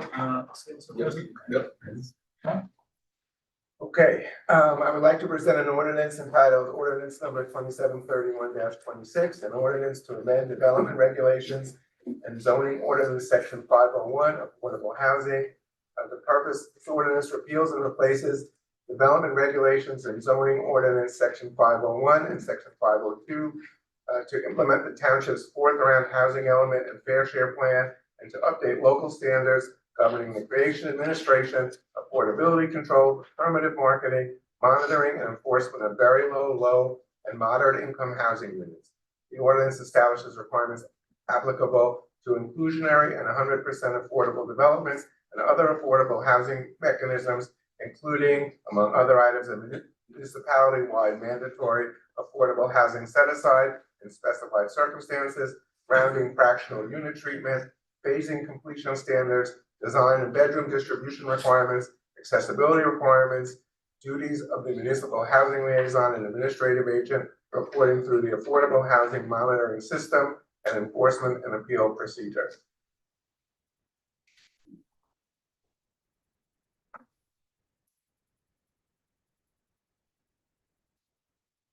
Mr. Petto? Sure. Good evening, everyone. Grant Petto, municipal planner here this evening. Good to see you, Mr. Mayor, members of the Township Committee. It's my first appearance here this year. Before you this evening is a series of 4 ordinances. It's the first of the 4 that are part of the process to effectuate compliance with the Boardtown Affordable Housing process. The ordinance, this first ordinance, as introduced by Committeeman Cohen, it will update and is a wholesale overhaul of the municipality's adopted affordable housing regulations. The state issued new uniform housing affordability controls, guidance and documents and statutory requirements in December. This model ordinance was then developed by DCA and actually just published last Friday. So I appreciate the flexibility to kind of get things turned around quickly. As was stated earlier in the meeting, the compliance deadline is Monday, March 16th. So it's important to effectuate adoption of all of these documents by that time. This is the whole affordable housing ordinance that is currently within the ordinance, within the municipal code presently. It just updates and modernizes the ordinance to reflect the new requirements of the foreground process. So given that, we currently have these slated for public hearing on March 17th. I'm gonna suggest that we announce the public hearing as March 3rd, and if we need to adjust that forward, we can make that announcement on March 3rd without having to make a new notice. I don't believe they're gonna go forward on March 3rd, they may, but I think it's better to notice it that way, because we notice it for the 17th and we need to move it up ahead of the 16th. We'll have to renotice it, and this allows us to then make an announcement on March 3rd. I'm glad you said that, because I was gonna raise that. I was concerned about the March 17th date. What? You know, I mean, not just because of how it's still being noticed in the papers. So, yeah. So we hold a special meeting. yes. Right, so we need to hold a special meeting. We've done that in the past. So- Yeah, we probably should open that up for discussion, or we could obviously let it close real quick and discuss what we want to have, but I don't think there's any real secret to when we're gonna have a meeting. And this just came up today. We were hoping that there's a March 15th deadline in the statute, which is a Sunday, which shows how much thought was put at the actual writing of the statute, that they made a deadline a Sunday. So it's obviously arbitrary. So what the rules say is if the deadline falls on a weekend, it then moves forward to the next Monday. We thought it was very reasonable that we have a regularly scheduled meeting on Tuesday, that there's no need for special meetings, the costs and all associated with that. And these orders that we're supposed to get from the court, we're supposed to have them by December 31st. We don't have our order yet. The first orders are just the 5 towns that I represent in affordable housing. I got my first order today, and in very big letters, it said all compliance must be made by March 16th with no exceptions. So again, I'm sure a court would give us an exception, but I don't know that we wanna take that chance. So, this just came up today. These orders were just getting, the township was proactive. We sent letters to Fair Share Housing and our special master advising them of that date, that we were planning on moving forward on the 17th. We didn't hear back from Fair Share Housing Center or the special master. But given that these court orders are they have so many to implement, they're probably all gonna have the same language, that we should probably pick out another date to have adoption of these ordinances that is before March 16th. I agree, I've heard. And I apologize for doing it on the dais currently, but we didn't have a closed session before we met tonight. I think I was gonna raise this before you even spoke. I was not comfortable saying the 17th. I've heard from before I was elected about some deadline we missed in the whole affordable housing situation. But there was a snowstorm and we were 2 days late, and then the Silverman property opened up a builder's remedy lawsuit. And I thought, this is not the right way to go. So we need to have a special meeting, and let's just figure out a time to do it and do it. Can you just explain, so the special, today still counts as the introduction? So we introduced what we would announce when we have our final adoption and public hearing. And we're allowed to hold special meetings whenever we want. We just give 48 hours notice and produce the agenda as to the extent possible. So I believe the agenda would likely be these 4 ordinances, and there may be 1 or 2 resolutions to go. Two Additional resolutions, but they would all go along with our 4th round affordable housing obligation. So, Ms. Caddy, when would be the earliest we could? Yeah, put me on the spot. And I apologize, we could If you want, yeah, we can go into closed session. We'll take like a 2-minute recess just so I can. Yeah, why don't we take a 5-minute recess?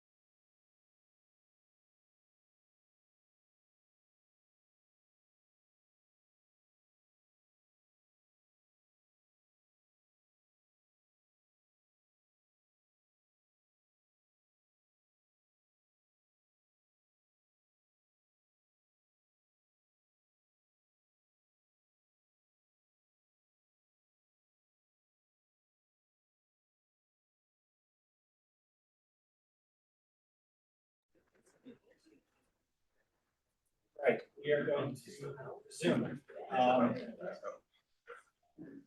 I move that the ordinance be taken up and passed on first reading, and that the township clerk be authorized to have the ordinance published in accordance with law in the item and for hearing and final passage on March 9th, 2026 at 1 p.m. Please be advised that the public hearing of this ordinance will be held at Milburn Town Hall, 22 East Willow Street, Milburn. Can I have a second? Second. Roll call vote, please. Mr. Cohen? Yes. Mr. Cosgrove? Yes. Mr. Ceruto? Yes. Mr. Stoller? Affirmative. Mayor Sakamandy? Yes. Thank you. Mayor, if I may, so just so the public's aware, although the agenda says scheduled for March 17th, based on some discussions that took place, all the public hearings which will be announced will be on March 9th at 1 p.m. at the temporary town hall location on Willow Street. So we'll make that announcement for each ordinance, but just so there's an announcement made and a record of it, the hearing dates on the agenda are not for the hearings are going to go forward. They will be the dates that will be announced prior to the vote. Great. Ordinance 2733-26. Yeah. 32. Let me change the minute. John. Yeah, one. Let's do 30. Oops, sorry. Ordinance 2732-26. Committeeman Ceruto is scheduled to sponsor. I would like to present an ordinance entitled ordinance number 2732-26, an ordinance to amend chapter 22 development fees. This ordinance repeals and replaces chapter 22 of the Township Code, development fees, to update and reinstate the township's authority and procedures to oppose, collect, deposit, monitor, and report, and expend residential and non-residential development fees for affordable housing purposes consistent with applicable state law and court requirements. The ordinance establishes the residential development fee rate, the non-residential development fee rate, exemptions and credits where applicable, collection, timing, and administrative procedures, appeal processes, and requirements for maintaining a separate interest-bearing municipal affordable housing trust fund. The ordinance further provides that the trust fund revenues and interest may be expended only for eligible affordable housing purposes pursuant to a spending plan with annual monitoring, reporting requirements, and limitations on administrative expenditures. Mr. Petto. Good evening, once again, Graham Petto here, as the municipal planner. Once again, as we stated just with the prior ordinance, this again, chapter the ordinance to amend chapter 22 development fees is a wholesale repeal and replace to reflect the requirements for under the new uniform housing affordability controls to implement the development fee process consistent with the board requirements. So this ordinance, the municipality presently has a development fee ordinance. We're just replacing and updating it pursuant to the board requirements. I move that this ordinance be taken up and passed on first reading, and that the township clerk be authorized to have the ordinance published in accordance with law in the item and for hearing and final passage on March 9th, 1 p.m. 2026.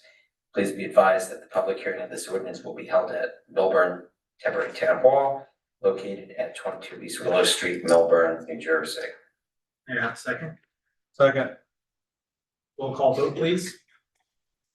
Mr. Cohen? Yes. Mr. Cosgrove? Yes. Mr. Ceruto? Yes. Mr. Stoller? Affirmative.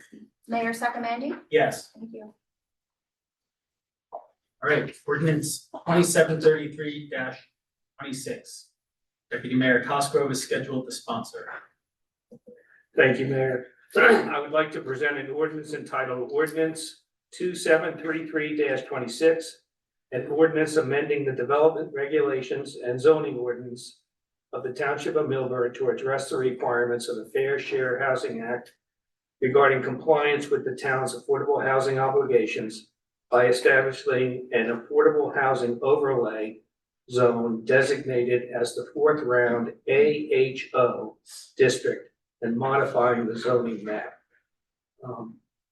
I'll let Graham chime in, but if folks look at the first page of this, it details exactly what blocks there's going to be an overlay of as part of our settlement of the round 4 obligations. Sure. Thank you, Mr. Cosgrove. Once again, Graham Petto here this evening as Township Planner. First, the municipality adopted a housing element fair share plan back in June of last year. I just want to take a moment to commend the township on such a great plan that they put forward. It's one of the only municipalities that our firm is working in that did not have to amend their fair share housing plan. housing element fair share plan pursuant to the final settlement process. Our housing plan will not require an amendment by the planning board, and we are moving forward and doing compliance with the plan that was adopted last June. The ordinance before you this evening effectuates one of the first component of the housing element fair share plan that was adopted by fixing an overlay to the 5 identified parcels listed on page 1 and then the other sections. These are properties that were identified as part of the housing element fair share plan to receive additional density beyond the initial density that is permitted on each of these sites. The properties in block 801 will receive an overlay density allowing 35 units per acre. The current density allowance in this location is 25 units per acre. And then the property in block 1005 presently is permitted at 18 dwelling units per acre, and the overlay will allow up to 25 dwelling units per acre. Those increases are part of our compliance process and the additional affordable units that we yielded from each of those properties.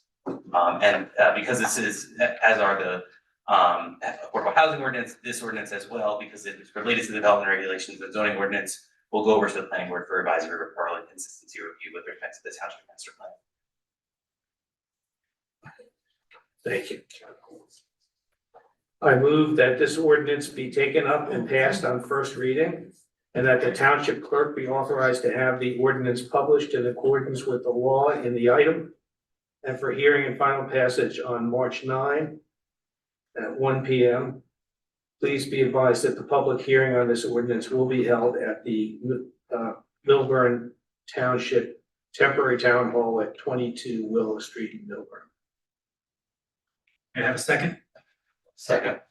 Roll call vote, please. Mr. Cohen? Yes. Mr. Cosgrove? Yes. Mr. Ceruto? Yes. Mr. Stoller? Mayor Sakamandy? Yes. Thank you. All right, ordinance 2734-26. Raymond Stoller is scheduled to sponsor. I would like to present an ordinance titled ordinance 2734-26, ordinance amending and supplementing the Township of Milburn Development Regulations and Zoning Ordinance. I'll take this for now, Graham. This ordinance is part of our 4th round affordable housing compliance. We're required to pass this to effectuate our housing element and fair share 4th round plan. The ordinance provides necessary revisions to OR1 and OR3 to allow for the development of 110 units of 55 plus housing at the vacant pad site at the Upton. Thank you, Marshall Teicher. Great job. Frank and I met with Marshall Teicher and he agreed to do it. So that's where that pad is, where the hotel was supposed to go. So we're going to do the 110 units. It also changes the development overlay of OR1 to 24 dwelling units per acre from 20 dwelling units per acre. Did I miss anything there? No, I think that's it. Thanks. All right, great. The only supplemental comments I make is in due course, this ordinance also will go over to the planning board for master plan review prior to returning back. Thank you. I move that this ordinance be taken up and passed on first reading, and that the township clerk be authorized to have the ordinance published in accordance with the law in the item, and for hearing and final passage on March 9th, 2026 at 1 p.m. Please be advised that the public hearing of this ordinance will be at Milburn Town Hall at 22 East Willow, Milburn Town. May I have a second? Second. Roll call vote, please. Mr. Cohen? Yes. Mr. Cosgrove? Yes. Mr. Ceruto? Yes. Mr. Stoller? Affirmative. Mayor Sakamandy? Yes. Thank you.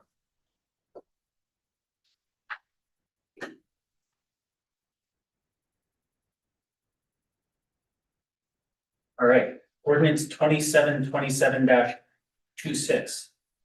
Raymond Stoller is also scheduled to sponsor this ordinance.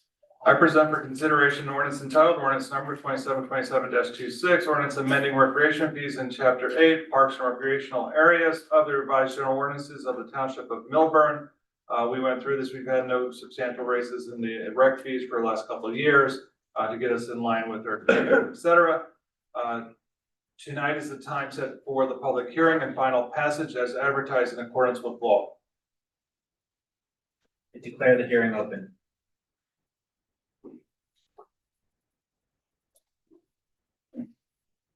Jake Morelli, resident. I'd like to start by thanking the TC members for their service to the community. Regarding the recreations fees ordinance, I wanted to use this as an opportunity to give a shout out to everyone that is involved in all of the parks and recreation work that goes on. everyone from the rec commission to the parks and recreation department to all the volunteers around the community that help run these programs. If you take a look at the fee schedule and just take a look through the number of different activities that are available to all members of the community, it's really impressive. I won't even try to enumerate the list of items that people can be involved with. I do have one suggestion. I noticed that there's a discounted pool pass for seniors, but not for golf, tennis, and pickleball. Hopefully in the future, we can think about our seniors and maybe give them a little bit of a break. Probably not for the tackle football, but maybe golf and tennis and pickleball. Physical activity is very important to those of us that have reached the lucky age. But kudos to everybody involved. Kudos to the administration for running these programs, the recs, and again, all the volunteers. So thank you.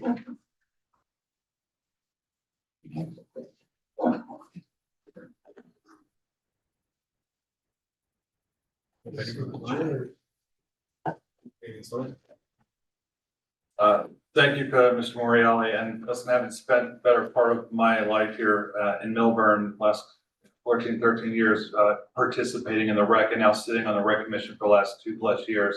It is a testament to the community and the volunteerism and the people put in so much blood, sweat, and tears to keep this thing running. I'll certainly bring that forward. I'm a senior for the pickleball and I'll keep the tackle football out of it for now. Tonight is the time to declare is open, so I'm going to move. I move that this public hearing be closed and the ordinance be adopted on final reading, and the township clerk be directed to publish the ordinance by title as passed on final reading in accordance with law. May I have a second? Second. Roll call vote, please. Mr. Cohen? Yes. Mr. Cosgrove? Yes. Mr. Ceruto? Yes. Mr. Stoller? Affirmative. Mayor Sakamandy? Yes. Thank you. Great, moving on to old business. First item is the proposed long-term strategic plan advisory committee. So this past week, I believe you all received an updated copy of the proposal. I believe it incorporated changes that we had discussed over the past few meetings. So at this point, if there's no other comments, I would say, well, first, are there any other comments from the committee members? We move this forward to ordinance. I'm ready to move forward. I'm happy with the comments, and I think let's roll.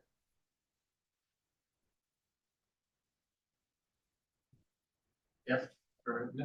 All right, great. So then in that case, we'll send that over to Attorney Cantor, our business administrator, have that turned into an ordinance.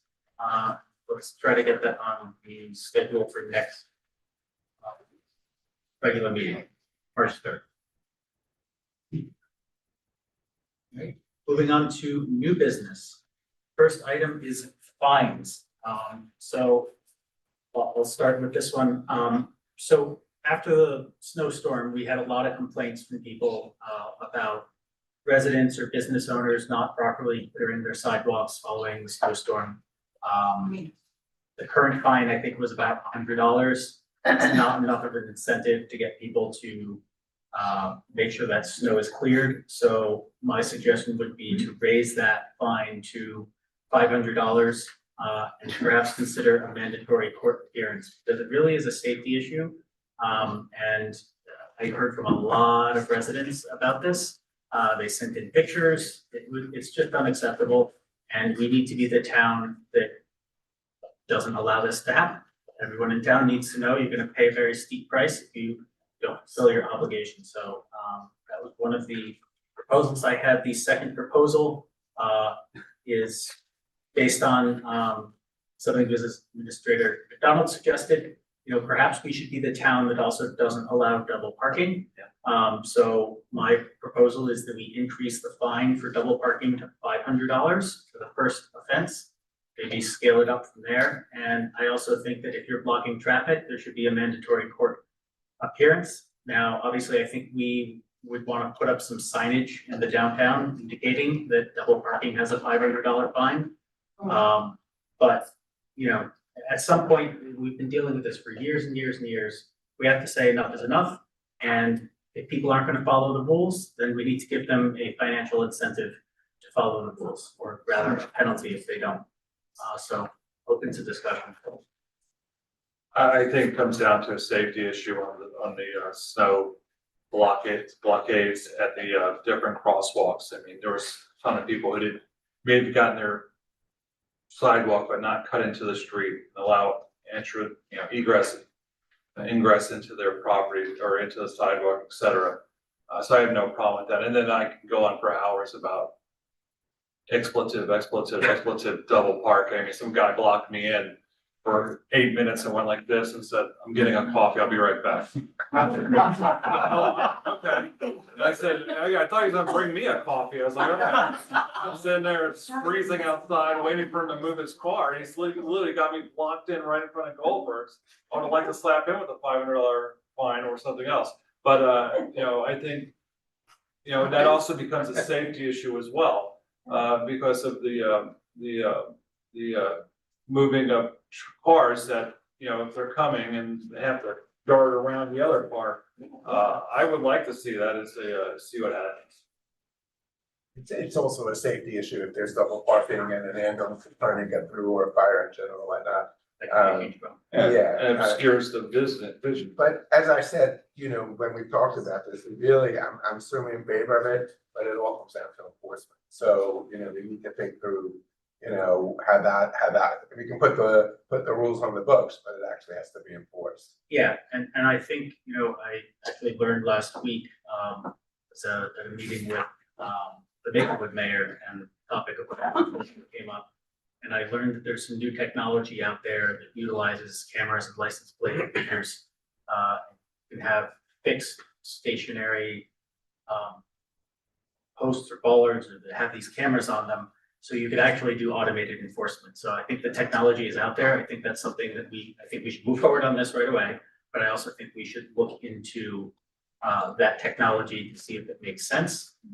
Because if you have automated enforcement, people are gonna start getting those tickets, and I think behavior will change quite rapidly. So maybe it would make sense to pilot that type of technology in a specific area, but I think we should at least get some more information on that, explore the cost. I imagine it's something that would probably pay for itself fairly quickly. Yeah. Just, Go ahead, Steve. Yeah, I think 500's a little steep. Yeah. It's a tremendous increase, and I think if we hit it two ways, increase it somewhat, and then work on enforcement. So I just think that's an awful lot of money, so, I think that's the point, because for years, people have just been scofflaws when it comes to the double parking, and certainly I think for the snow removal, I mean, that's a no-brainer, right? If the fee is not high enough, then people aren't gonna be incentivized to either clear it themselves or hire someone to clear it, because if it's less expensive to pay the fine versus paying someone to clear the snow, they may opt to do that. And certainly the first offense, they can go to court and they can argue it, maybe the judge will knock it down if it's their first offense, but we're a wealthy community, and I think we need to feel that fine. We just have to publicize it tremendously. Yes. This shouldn't be, of course, whoever gets paid, whoever gets the first ticket is gonna say, well, I had no idea, but we need to make sure that it's well publicized, that we put signs up in notoriously, for the parking, notoriously double parked areas along Milburn Avenue. I can think of the places, exactly. Yeah, so, We all know. I think that has to go along with this. Big signs that say $500 fine or to catch somebody's attention. Yeah, I mean, I think the number on the sign will be a deterrent, in and of itself. there's no middle ground on this. I'm here. So. I don't think it's high enough. Okay. Oh. I would not count on the judge reducing the fine. But I don't think we should, you know, Well, Dave, is it, you thinking the snow or you thinking both? Which one? I'm thinking both, it's awful to have the EMF. Can I just offer, just while I understand the committee's desire and certainly will, I just want to say that one is, we need to make sure that, we just need to verify that such an increase would be permitted. That percentage increase, it might be where you have to do it and then do it again. But I'll speak to Judge Angelo, speak to the court system, make sure that they have an understanding of what the desire of the committee is. And then just make sure that, you know, whatever increase, the max legal sort of increase is done up to $500, which seems to be consensus, if that is possible. So, just wanted to. Yeah, I support moving forward with it. I mean, I think it's unacceptable. We know the areas, I mean, all too well. And I think, you know, if it's delivery drivers, if it's people going to drop off a package, if it's people who are residents who just picking up dinner or coffee. And if you save It's one kid, unacceptable. save one kid's life, it pays for itself. Yeah, so, and I'd say kind of on this topic, which actually didn't even come up tonight, but I know was a resolution on today's agenda, was a pilot program to allow 1 hour free shopper parking in the parking deck. So as a community, we really need to embrace that idea. If you're going downtown, and I would encourage in all of our lots in our business districts, utilize the lots and utilize the parking deck. If you're going to dinner and you're gonna be there for a couple of hours, use the deck. If you're going to pick up dinner, and pick up, maybe try to look for a spot in the front of the place. But I think we need to sort of come to this, have a coming of age of the mindset that we should be utilizing the deck. That's Right. where there's space. Right, and this is new business, so this is time to Sure. ferret all that out. Yeah. I wouldn't mind putting that in the same communication with the increased rates, is, hey, there's a whole deck, it's 22% utilized on a daily basis. Plenty of parking spaces on the upper levels, you know, you're getting a free hour and, you know, get a couple steps in, help the heart, and walk over and get your coffee. Yeah, I mean, I think for all of this, publicity is gonna be key, and I think we can all help with that, and I think the township has all of its channels, for the tap, et cetera, so the media. And put in the weekly advisory for Regina, That's right. in the weekly message. Yeah, and I believe there are designated pickup area, drop, look, I don't know what you call it. No, for the ride, for the Delivery ride drivers. apps, yeah, ride apps. Don't we have designated areas, if they're not publicized, maybe we just revise, Steve. I think we have designated areas. We have designated spaces on Essex Street that people can sit in those spaces. They're up above, the train station by the, prior to the yellow building on Essex Street. They're dedicated for rideshare apps, actually signed that way. They can sit there, they can wait for the order to come in and then go to the location that they need to pick up an order rather than sitting in, lot 12 or double parked or whatever it may be. Okay, yeah, so great, it seems like a big PR push we're gonna be doing, so I fully support moving forward. All right, so if we're done with that matter, we can move on to the next one. All right, so next up is the advisory committee on culture, engagement, diversity, and arts, otherwise known as SKIDA. So I think Deputy Mayor Cosgrove and I received an email following the first SKIDA meeting of the year with a number of concerns. I actually went and watched the recording of that meeting, and I can verify, a lot of the concerns that were brought forth and brought up today during public comment are valid concerns, and I think we ought to do something about it. In my opinion, it seems that the meetings sort of, or at least the leadership has gone rogue a little bit. They haven't been having annual reorganization meetings. They haven't been doing the minutes. They don't have a secretary. They basically haven't been adhering to the governance structure that was set forth by its founding resolution. It's a resolution that we reaffirm every year. So I think this is a situation where when we see something like this going on, it's our responsibility to intercede and try to fix it. And Not quite sure what the solution is, certainly disbanding and reforming it with different rules is one option. I think another option that's less severe might be for us to change it so that the township committee appoints the chair, so that way the year starts having a chair. There's some other committees where we do this, because clearly we've seen that the committee isn't really capable of doing it themselves.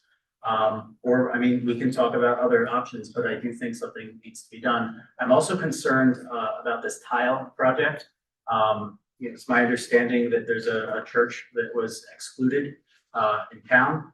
I think that what should have been done is a public notice should have gone out saying, we have this project, we're inviting all 501c3s or whatever the criteria was for these organizations to be considered.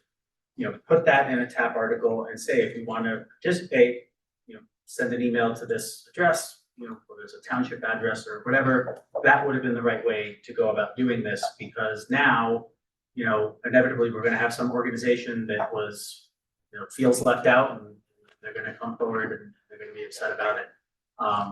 So I think we need a little bit more oversight on this committee, but I'll turn it over to you guys as to ideas you might have. Yeah, thank you, Mayor. I'm the liaison with that committee, and I was on that call as well. My understanding is they have a meeting scheduled in March. That's gonna be an organizational meeting, where they're going to have a vote for who should be the chair and who should be the secretary.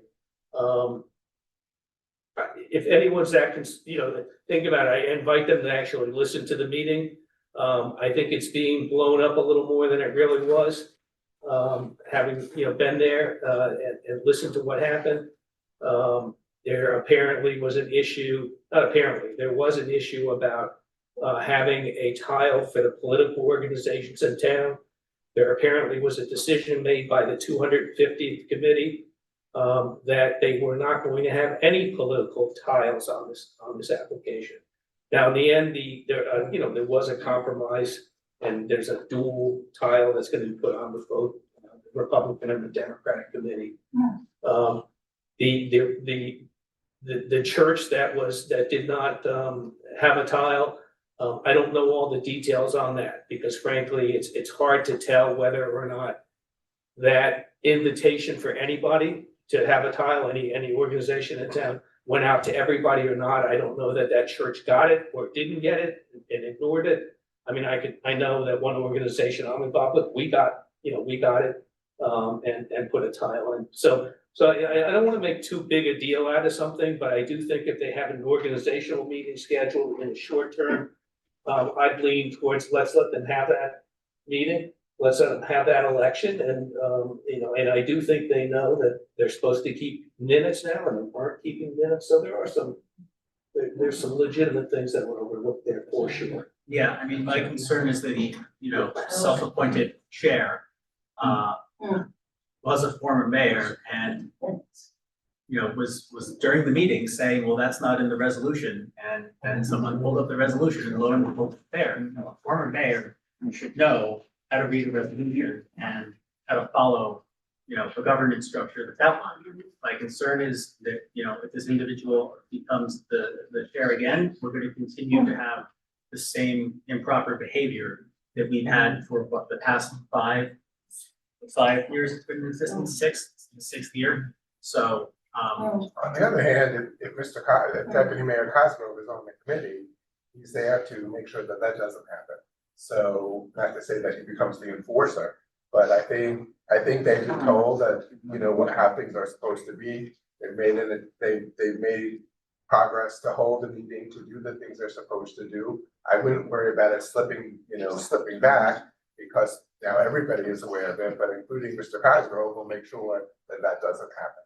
Going forward. To be fair, this is Mr. Cosgrove's first year on the committee, so I think it was Annette that was the liaison before. I don't know if they had a liaison, but. You bring up such a good point, is that the lack of institutional knowledge for continuity, as well as, I can name TC members that sat on 0 committees you know, it's imperative that all of us as township committees, you know, voted in by the residents.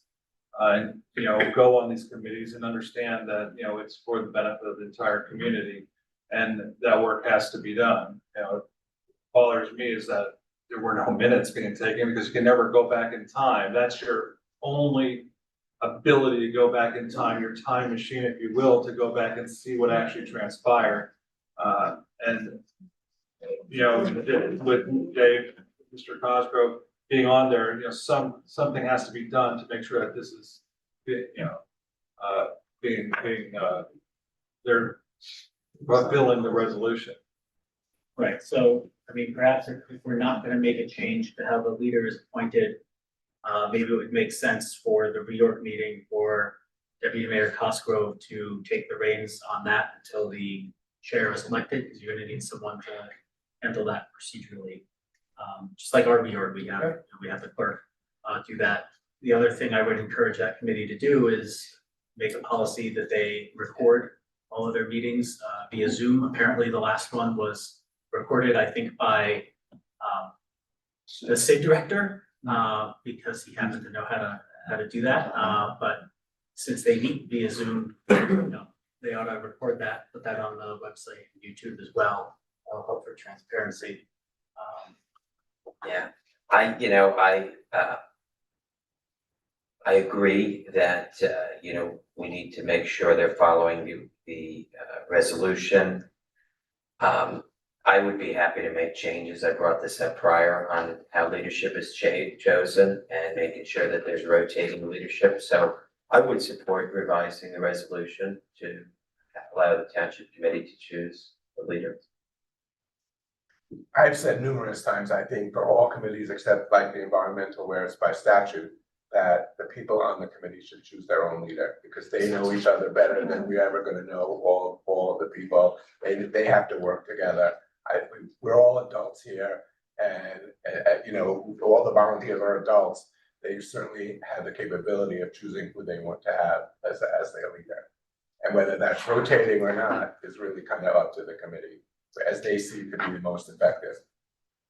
Yeah, I mean, I think I'll agree with Committeeman Ceruto here. You know, ordinarily, Committeeman Cohen, I would agree with you. I've always advocated for committees choosing their own chair or vice chair. But when you have a sort of a rogue committee that has been operating improperly, you know, maybe it's for a first year. This is something that is redone by resolution every single year. So we could absolutely make it so that for the first year, we have the TC appointed chair. They right the ship, get everything, you know, on the right path, and then, you know, at the reorg, we could certainly revise that to let them choose it. I don't think that's necessary. I think the points have been made. Clearly mistakes were made for whatever reason, lack of knowledge. But I think mistakes have been made and they know what to do going forward, and they will do it. I don't know that, you know, if it's open at a reorg meeting, I don't know who they're going to elect as the chair, maybe the current chair, maybe somebody else. I don't know, can't predict the future, but it should be up to the committee. I think we've given them direction as to what we expect of them, and I'm sure that they will comply. And with Mr. Cosgrove sitting there, I'm certainly sure that they will comply. Well, Mr. Cosgrove's been there all year. I think there's certainly an abdication of duty in this case, and there's a fine line between complicity and incompetence and such. So at the end of the day, you know, whatever we have to do to make sure that there is a resolution that they're following, you know, their minutes. I just can never imagine a world where I had a board meeting where there weren't minutes that I could go back in time and see who's responsible for certain decisions, et cetera. So, you know, I just really rubs me wrong that there are no minutes. So would you be in favor of taking corrective action that I suggested along with Committeeman Ceruto? I would be. Okay. So we need a new resolution. So I think we need a new Next resolution. meeting. All right. So just for clarification, the resolution is to repeal and replace the committee? Yes. And we can work offline to. Right, downtown zoning enhancement. So this is on the agenda. Pretty much Ceruto and I had a meeting, with, Mr. Grillo, the SID director. And we were talking about a number of different items, but one of the things that came up were that there's some zoning, regulations that are perhaps a little unfriendly to businesses in the downtown area. And the changing landscape where you've got, less retail, there's potentially some opportunities to make some enhancements to the zoning, code to be more friendly to the business. Mr. Grillo, I don't know if you want to come up and maybe, speak about the two items that you outlined in your memo. Thank you, Mayor. Good to see everyone this evening. I'm a little intimidated. I have Graham Petto behind me. To speak about zoning, Graham Petto in the room, I mean. Well, I think just speak about your suggestions. Sure. And then we have Mr. Petto talk about what's actually on the books and what would need to be changed if the committee wanted to do so. So thank you, first off, Mayor and Committeeman Ceruto. Explore Milburn has spent the last 4.5, 5 years looking at various zoning and procedural items that sometimes just fall through the cracks. And I think with the 125-foot rule, only for the downtown jail. There's sometimes a law of unintended consequences. And so we spoke about probably about a dozen different items, and two of them came to the forefront. The first being the potential to allow for offices and medical uses on the first floor in downtown. Right now, that would require a variance and approvals from the planning or zoning board. But our belief is that as retail continues to change, which we all know about, there is an opportunity for some strategic offices as well as medical uses in the downtown, which I outlined in a memo that I provided to the mayor, Mr. Ceruto, and I can go over this evening if necessary. But I think that's a good step to make sure that we are able to fill, and I'll tell you, we're sub 1% in storefront vacancy in the downtown. But I'm worried about where we are 5 years from now, or 10 years from now, as retail continues to change. And what we've seen, and certainly from the data that we track, enrichment and supplemental education, it's a huge growth industry in this town, as is, of course, medical, but I guess I call it cosmetic medical. And so these are all industries that are growing, and they're probably good fits for the downtown in the coming years, but right now they require a procedural process of review and approval. And so my recommendation would be for us to sit down with Mr. Petto and figure out how we can start planning for the future to allow those types of uses. Additionally, and I spoke to the mayor about this as well, is that there's opportunity for performance standards that we want to meet. One of the fears over office space, for instance, is that it sometimes creates a dead storefront. Well, it only creates a dead storefront if you allow it to, right? There's opportunities for public art bonuses and windows. There are square footage requirements that we can put together. So there's a whole host of design elements that could be put in to make sure that if we are encouraging office use, that we're creating a product that does activate the sidewalks. Additionally, when it comes to the medical uses, there are a handful of best practices for particular types of medical uses. Some don't work in a downtown, others do. They generate foot traffic and generate spin-off economic development. So that will be part of the discussion, as well as making sure that we're narrowing those potential uses. So I particularly like that you mentioned the enrichment and education aspects. Mr. Petto, perhaps you could explain to us whether that is currently allowed or if it's only allowed in certain parts of the downtown. I mean, one of the criticisms I've heard from businesses that try to come into town is that the process is very onerous from a bureaucratic standpoint, and it's expensive. If you have to go in front of the zoning board for a variance, you're gonna have to pay your lawyer potentially, you're gonna have to pay an architect, or you're gonna have to pay professionals. And I think in some cases you have to put money into this, right? Yeah, so this can end up being quite costly for a business that's, coming in trying to start out. So if we can get ahead of some of these things and say, okay, well, we see, retail is waning, but in the next 5 years, we're gonna, maybe benefit from having these other types of businesses there. I think that we should be at the forefront of that and be forward thinking. Well, I guess I'm gonna take the other side of this. As Mr. Grillo noted, we're sub 1%. And and when we talk about how wonderful the city is, usually say 3% vacancy, so that's even better. District-wide, downtown, So there you go. sub 1%. The zoning code can be changed at any time. So it's not, if it's not a problem today, since we're sub 1%, I don't see any reason to change it today. As we see that, if it starts to see the vacancy rate start to creep up, we can certainly, do it later. But I'm concerned, about just pulling it out of the zoning code. I would rather have that control, have people come before the land use boards. Because once you change it and open it up to what you think you're opening it up to, what we've seen on the planning board is landlords find loopholes. And if we're not precise about what's allowed and what's not allowed, could very easily end up with something that we didn't predict and don't want. So for 4.5 to 5 years, I've been watching this and we've seen a slowly chipping away of the zoning ordinances in town generally. Mostly to the detriment of the residents who live nearby these things. I don't think this is a good idea at all. We've heard people before in the past saying downtown needs to be stores. We've got plenty of restaurants in town. I don't know why we want to try to put a restaurant out of business by offering more spots. Theoretically, and when you get down to the end of it, this is a landlord and a tenant problem.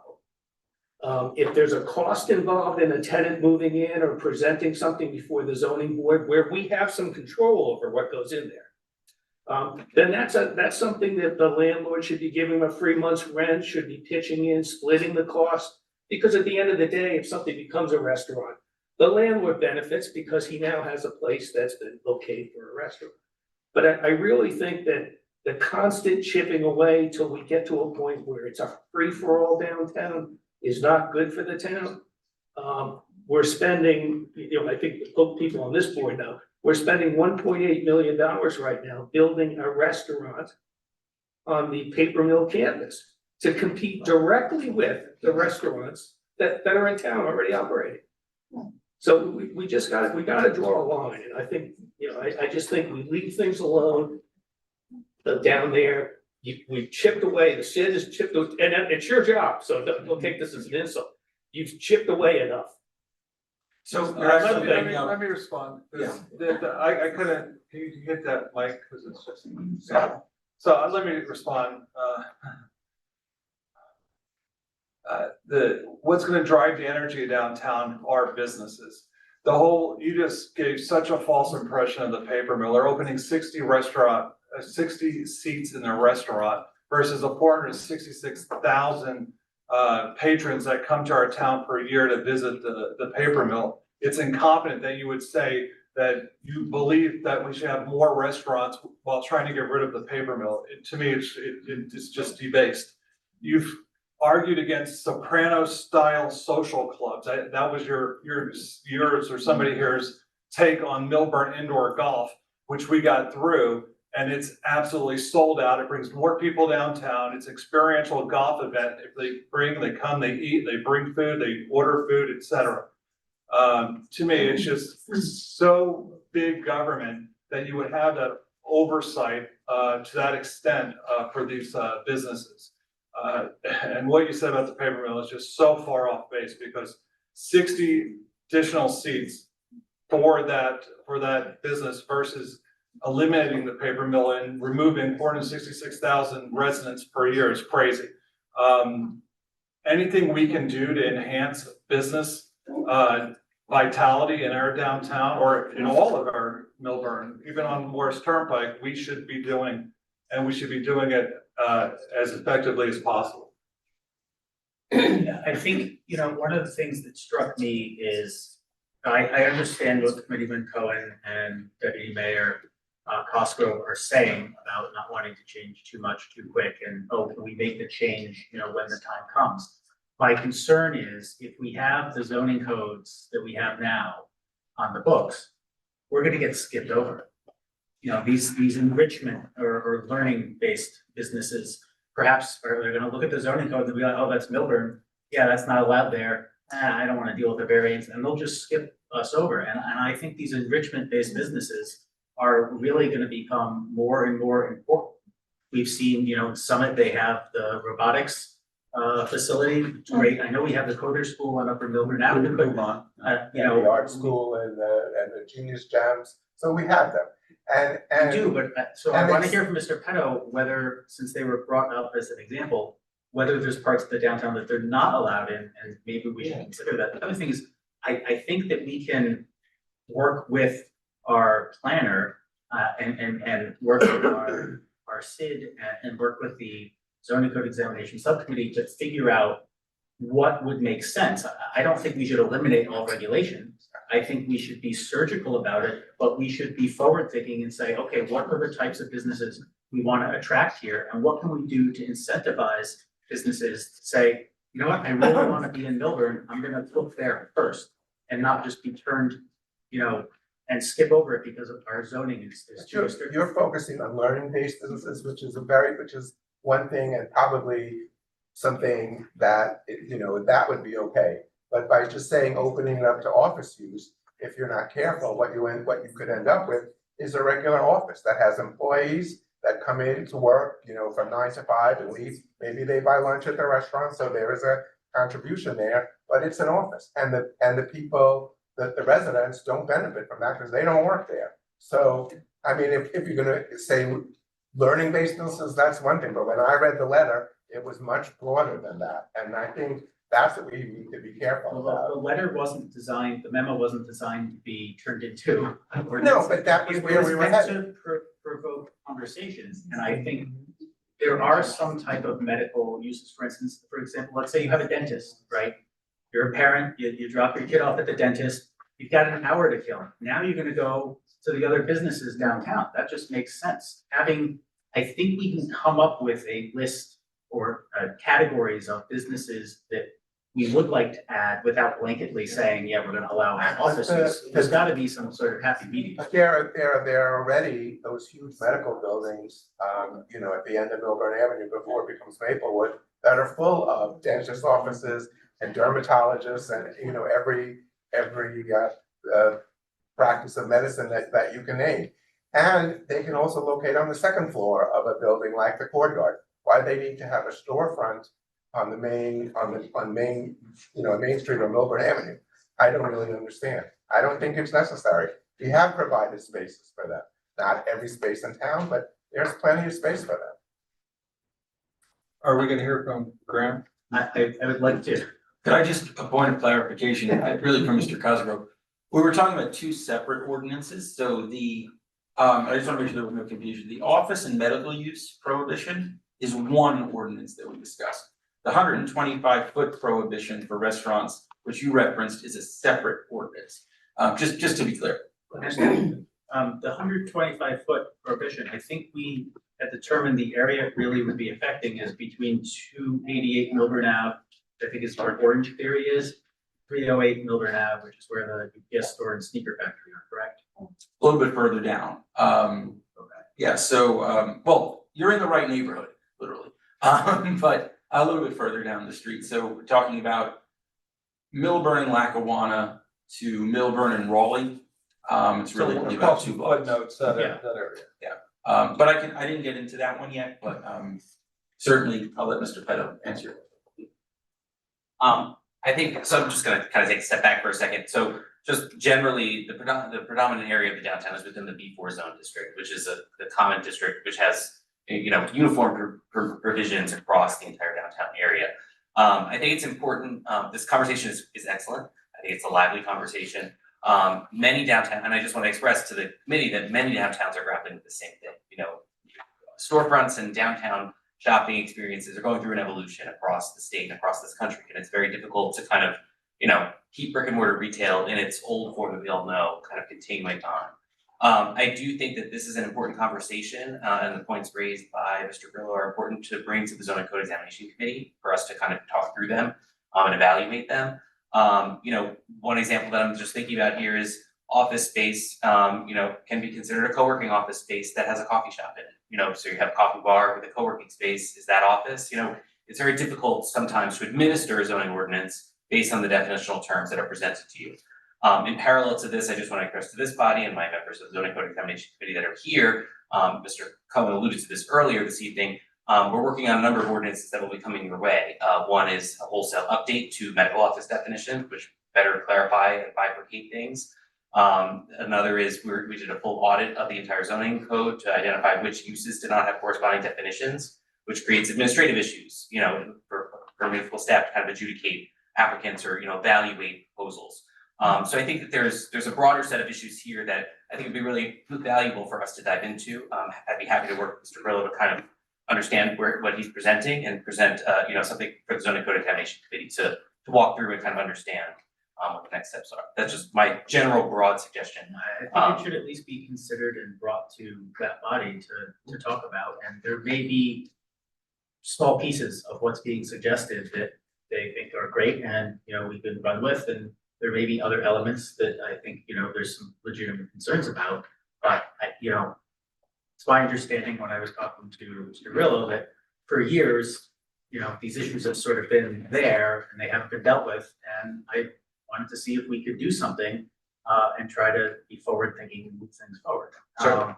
Now perhaps we could address the second item on the memo. Well, I just wanted to, because I didn't speak to that point, I just would say I appreciate Mr. Cohen and Deputy Mayor Cosgrove's comments on being conservative with this but I would support bringing this to the zoning, helping with the name. Zoning code examination. Zoning code examination.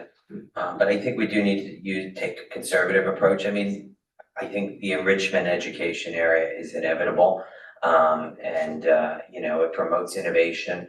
I'd say just on an overall standpoint, on some of the things referenced in the memo, I'm all for avoiding dead facades and really trying as much as we can in our business districts to make them complementary.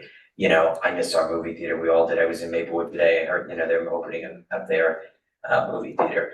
But look, Schwab did a good job. It doesn't look like, it doesn't look like a movie theater, but it's not a terrible facade. So, well, one good example, again, sort of how these things sometimes fall through the cracks is the former pet store, which is now a 3-story building, which has Milburn Indoor Golf, as Committeeman Stoller mentioned. Within the next week or two, they're gonna have 90 real estate agents working inside on the 2nd floor for Compass. They've moved from Short Hills Mall to that site. That's great, right? So probably a core of 30 to 40 people there every day, and then another 50 or so coming in and out. My understanding, and as it relates to this, is that use is allowable on the 2nd floor, but not the 1st floor. And if the goal is to get more people into the downtown and shopping and invigorating it, then it's an oddity that one building can have that use on a 2nd floor, but not a 1st floor. And so I think these are the kinds of things we just have to look at and say, do these things make sense? But I completely understand where all of you are coming from in terms of looking at this in a very thoughtful way. And I agree with Mr. Petto that this is actually quite an interesting conversation for nerds like me and him who like to talk about zoning. The second item is the 125-foot setback rule. So under the current zoning code, restaurants and other food-oriented uses in the downtown are subject to a 125-foot setback. This means that they have to be at least 125 feet from the nearest lot line of a single-family residential unit to be a permitted principal use in the downtown, unless that residential line is separated by a street or a railroad right-of-way. Have I lost you all yet? Okay. So if that condition is not met, then it is a conditional use that's subject to planning board or zoning board. This only applies to ground floor restaurant uses, and essentially it functions as a residential buffer, which is understood. However, it only applies to single-family dwellings, so it doesn't apply to any multifamily dwellings that may be in the downtown. And it doesn't apply if a street goes across that 125 feet between the restaurant and the single-family unit. So what it does is it actually creates an inconsistency in how the restaurant development is regulated. There's actually only a very small area, as Mr. Saccomanni mentioned, of the downtown that actually is affected by this. because the majority of the downtown is either grandfathered in or has that exemption because it's next to a multifamily dwelling or it's bisected by a street. And so it's roughly from addresses 308 to 288 Milburn Avenue, as I said, from Lackawanna up to Raleigh.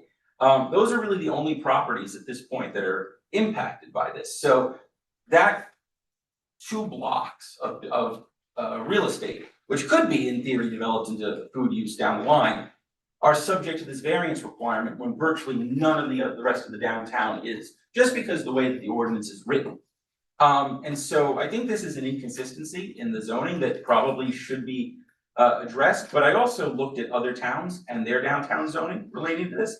So Westfield does not have any numerical distance of 125 feet. They do emphasize compatibility through design standards.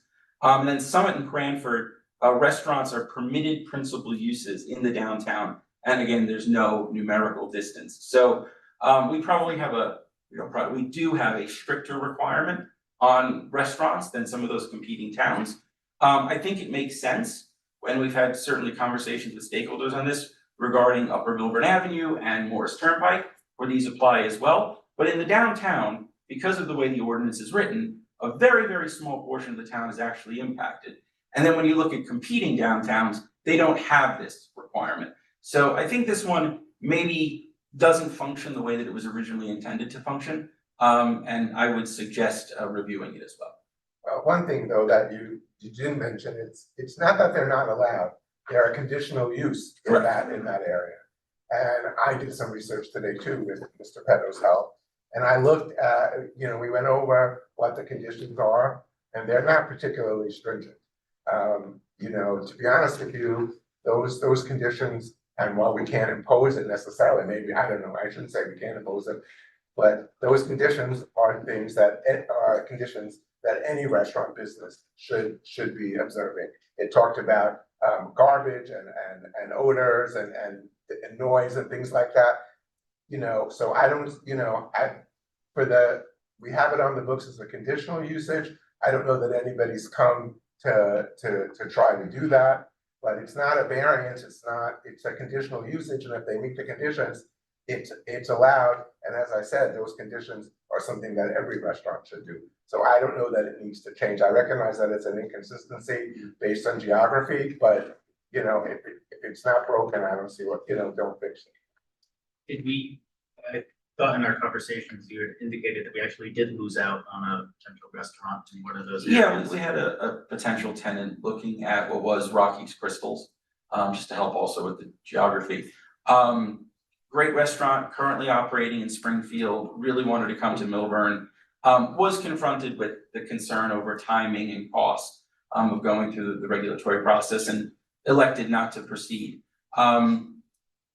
That would have been avoided if we didn't have this on the books. Again, to Mr. Cohen's point, this is a small area, right? So we're talking about a very, very specific issue, but I think the inconsistency in the downtown zoning is somewhat problematic, and I think it's worth, again, having a conversation as to make sure that our downtown zoning makes sense.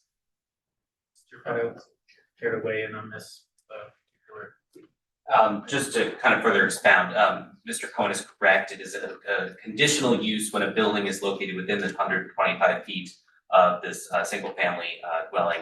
And a conditional use requires planning board approval when all conditions are met. That is considered an as-of-right conditional use. However, it requires conditional use approval by the planning board, which does necessitate filing a development application to the planning board. In the event that the restaurant or applicant cannot meet one of the conditions, that becomes a D3 variance under the municipal land use law, which sends it over to the Board of Adjustment, which is a higher test threshold to be 5 affirmative votes of 7. So there is an additional process, regulatory process, as was alluded to. I do just want to also further underscore that the Zoning Code Examination Committee is evaluating this issue right now, presently. We are actually meeting again next week to further discuss this issue. So, I'm happy to talk more with Mr. Grillo to kind of hear some of his concerns and bring that back to the committee as well to enrich their discussion as we evaluate the current ordinance. So I think we should see what the Zoning Code Examination Subcommittee comes up with, and maybe they'll have some recommendations. And I do just want to note with respect to the Zoning Code Examination Subcommittee that much of our work is grounded in the master plan. The master plan is the guiding policy document which directs how downtown should grow and remain vibrant, how residential areas should be protected. So it's important to underscore that just for the benefit of the township committee that, we're not just pulling ordinances out of the air, we're being guided by that policy document. To make sure that things are grounded in the vision that was shaped for the master plan stuff. Excellent. Any other questions? Because we'll see what the recommendations put forward by the zoning code. Sure, and I'm happy to work with Mr. Grillo to obtain that information firsthand, convey that. Okay, thanks. Mayor, although it wasn't part of the zoning memo, we had a brief discussion regarding the potential establishing loading delivery times within the downtown district. And I just wanted to bring that up for the committees. No, that's 100%, and with the fines as well. Double park, you go down in front of any of the restaurants downtown, there's a Cisco truck parked there with 3 or 4 pallets on the sidewalk with wheeling in supplies. And also goes to people parking in, finding free parking in the residential streets, and people parking in front of a meter for the entire day on certain things. So should all be encompassed. Yes, the loading and unloading, I think that makes perfect sense that we regulate that. I'm sure we're not the only town that would be doing that. That's location and timing.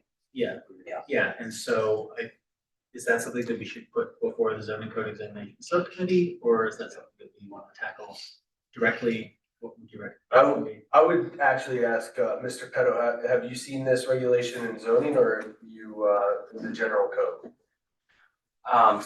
As it relates to downtown areas with respect to, on-street loading and unloading operations, typically that lives in your streets and sidewalks chapter, it's chapter 15 of municipal ordinance, so it's outside of the DRC development regulations, zoning ordinance. Happy to, advise on what I've seen in other communities, but it wouldn't be something that's germane to the zoning code examination. Can we just include that in the other sidewalk revision? Yes, the sidewalk revision, okay, separate, yeah, sure. All right. Moving on, the next item under new business is historic district tax incentive. So the impetus for this was, I know we've been having some discussion about the historic district. Some residents have brought up the idea, and this actually was brought up, last time we were confronted with a potential historic district. Would it make sense for there to be some sort of tax incentives for people, residents that are in, a historic district? And it looks like Dunellen and Westfield both have ordinances that do give some sort of tax break. Now, I believe that theirs are focused on if you make improvements to your historic property, do restoration work or make improvements, that you then get some sort of tax abatement for a period of time. Wanted to see what the appetite of the committee was to explore, potentially doing something with regards to tax incentives. I, again, don't know what those look like, but another thing we could do is maybe waive permitting fees, because while there are a lot of things in a historic district that can go through with a simple email to the minor work review committee, there are times when you have to come in front of the HPC board, and if you do need to bring an expert, that can add a little bit of expense. And so the idea would be to help offset that by waiving the permitting fees. So I just wanted to get the conversation started to see if this is something that we wanted to look into, see what options are available, et cetera. If we look into it at all, I would prefer the waiving of the permit fees rather than the tax exemption, because the permit fees are a one-time thing. They don't go on for numerous periods. I recognize that it's a loss of revenue no matter how you look at it.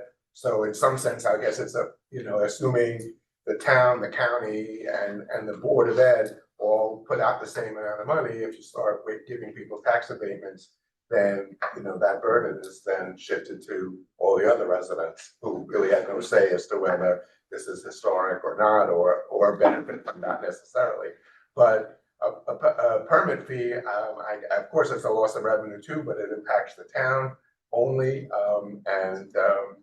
it's a one-time thing, and we can set some kind of cap on that as to what that is. So of those two suggestions, I would prefer that. I think if we're unilaterally thinking about putting people into historic, then we absolutely have to have the benefit. I live in a historical house, HPC house, and I think, to offset some of those costs, and they should have some type of monetary remuneration available. I mean, it's easy to sit here and HPC, and then not give those guys any benefit. So I think it's, only fair. I lean more on the permitting end as well. I just think we do have a lot of historic homes. Mr. McDonald and I had a conversation earlier today. And I think it was interesting to see what Westfield had. I did a little research. I looked at how many properties they had as well, and kind of how they do their things. And I think on the permitting fees, it might be a better route. So I would support moving forward. Mayor Cosgrove, do you have any thoughts? The permitting sounds, I'm not sure I'm convinced, but permitting sounds like the better solution. Is there any interest in exploring something similar to what Westfield did, where if you make improvements, I believe, there's like a 5-year period where they hold your assessment static, and then, It's resets. That would certainly incentivize people to want to be historic, right? It certainly gives some basis to it. I think so. I mean, I think, our local zoning is under siege, yes, under siege from the state. And, historic districts we're an old town, right? Historic districts are an opportunity to give more control to the residents in those historic districts. And if there's something we can do to incentivize residents to do that, then I think that will help alleviate, complaints that we've had from people about, people are tearing down these houses and building these beautiful houses and building these modern monstrosities that are, too big for the lot, et cetera, et cetera. I think if we offer some sort of incentive, we might be able to get more neighborhoods to opt into being historic, and that ultimately would solve some. But are issues for the town. you limiting it to historic districts? Because what I certainly wouldn't want to see is, people can self-designate their own house as historic. I think there have to be. I'm about to make an improvement. My house is 75 years old, with 75-year-old, vinyl siding on it, but it's old enough to be historic. And I don't, look, I can get a tax abatement or waive a permit fee if I self-designate. I think if we do it at all, it has to be, a district, not an individual house. I would agree. Yeah, I would agree. That's why I titled it historic district. Yeah, and at the last TC meeting, I made I went on the soapbox about big government. I'm very, very, very, very, it's very difficult for me to step on any owner's rights, civil liberties, et cetera. But we all have to understand is that big government is being run out of Trenton, and they're leaning on our rights every day, and they're taking our quality of life away. Yeah. We support affordable housing 100%, done in sensible manners as it affects the infrastructure, the school system, taxation, et cetera, et cetera. If we're able to negate that, then, but there should be some remuneration for the affected parties. Yeah, and certainly I wouldn't want to do anything that's gonna, negatively affect the revenue of the town, in a significant way that's gonna burden other districts. But there's gotta be some sort of, I think Westfield example is a good one. I think there's a way to do it where it's not gonna be too much of a negative impact on the town financially, but also recognize the value of these historic districts, provide some incentives, and help. Right, and you're gonna see those in other ways, and less, less overcrowding in the schools, less money on infrastructure, on the water, the downflow of water, et cetera, and Well, you're gonna see both sides of it. You're gonna Correct. people are gonna see the results of that. Correct. And then be able to compare and say, hey, we've gotten a little bit of taste of, that medicine. I just think you're opening yourself up to legal challenges if you start playing around with assessment. We just need to be conservative. I think doing permit, giving people, a break on the permitting fees, maybe making it 50% or something, not just, 0, whatever we choose to do is something that's more defendable. But if you start playing around with assessments, I think you're gonna get challenged by neighbors who have a comparable house and it's not in a historic district, and all of a sudden their assessment is much higher than someone else's. That's a very difficult argument for you to make, Michael, when you're arbitrarily telling somebody they may have to be historical and you're not telling Well, everybody I'm in not saying we're town. not gonna give them anything. I Right, said we so can do just, something with the it's a- permit It's a fees. hollow argument. But I Well, don't think we should play with We have assessment. consensus to look at the fees, right? Yeah, should we also have legal look into, whether something like the Westfield model is. I would makes love, sense or possible? I have not seen any, my mailbox is probably overflowing. I'd love to see the Westfield model. I haven't seen it yet. It's in the end of our agenda packet. It's a very long agenda packet, so you may. And I'll have a discussion with you, Jamie, tomorrow on it, in your discussion. Just to offer. Yes. So I appreciate all the discussion. I would think, I just maybe advise the committee to form a subcommittee on this and have members of the township committee look into this. It just appears to me like there may be a necessity to designate areas in need of rehabilitation or That's some right. other structure to offer a tax incentive. What that entails, what that means, obviously the impact of the fact that you have, 3 current districts, so just understanding the economic impact. I think there's a lot to look at and understand, and maybe what the best approach, and maybe something else comes out of it that hasn't been thought of that could help incentivize this district. I think that's a good idea. That's really good. All right. Rona, form that subcommittee. Sure. So it makes sense for it to be bipartisan, so. Okay. Michael? Michael, Yeah. and then, I'm happy to do it, but if you, Mr. I don't Fuller, have time. You and Mike want to do it? I'm happy to do it. Sure.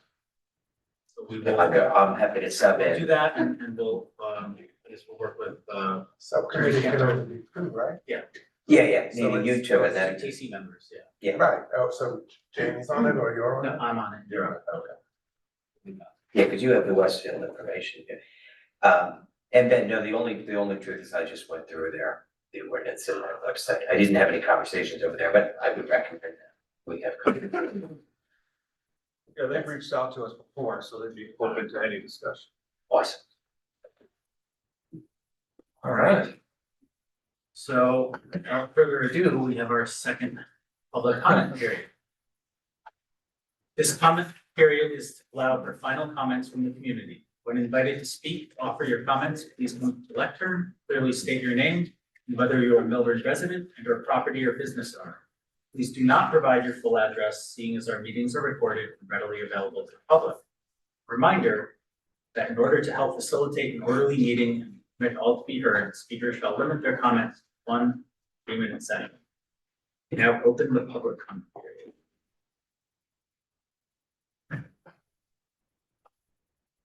Jay Morielli, resident. I'd like to make a comment regarding zoning. Realize that when you allow more, it means you give up control. Your zoning is what gives you control of what happens. So who benefits when you open up zoning to more activity? The landlords. They own the buildings. What is the incentive for the landlord? To create a great downtown or to make more money? I'm not sure who the landlord is for the Milburn Deli, but what if a hedge fund came along and said, we like that location. We'd like to move our hedge fund offices in there. The landlord is going to say, how much are you willing to pay?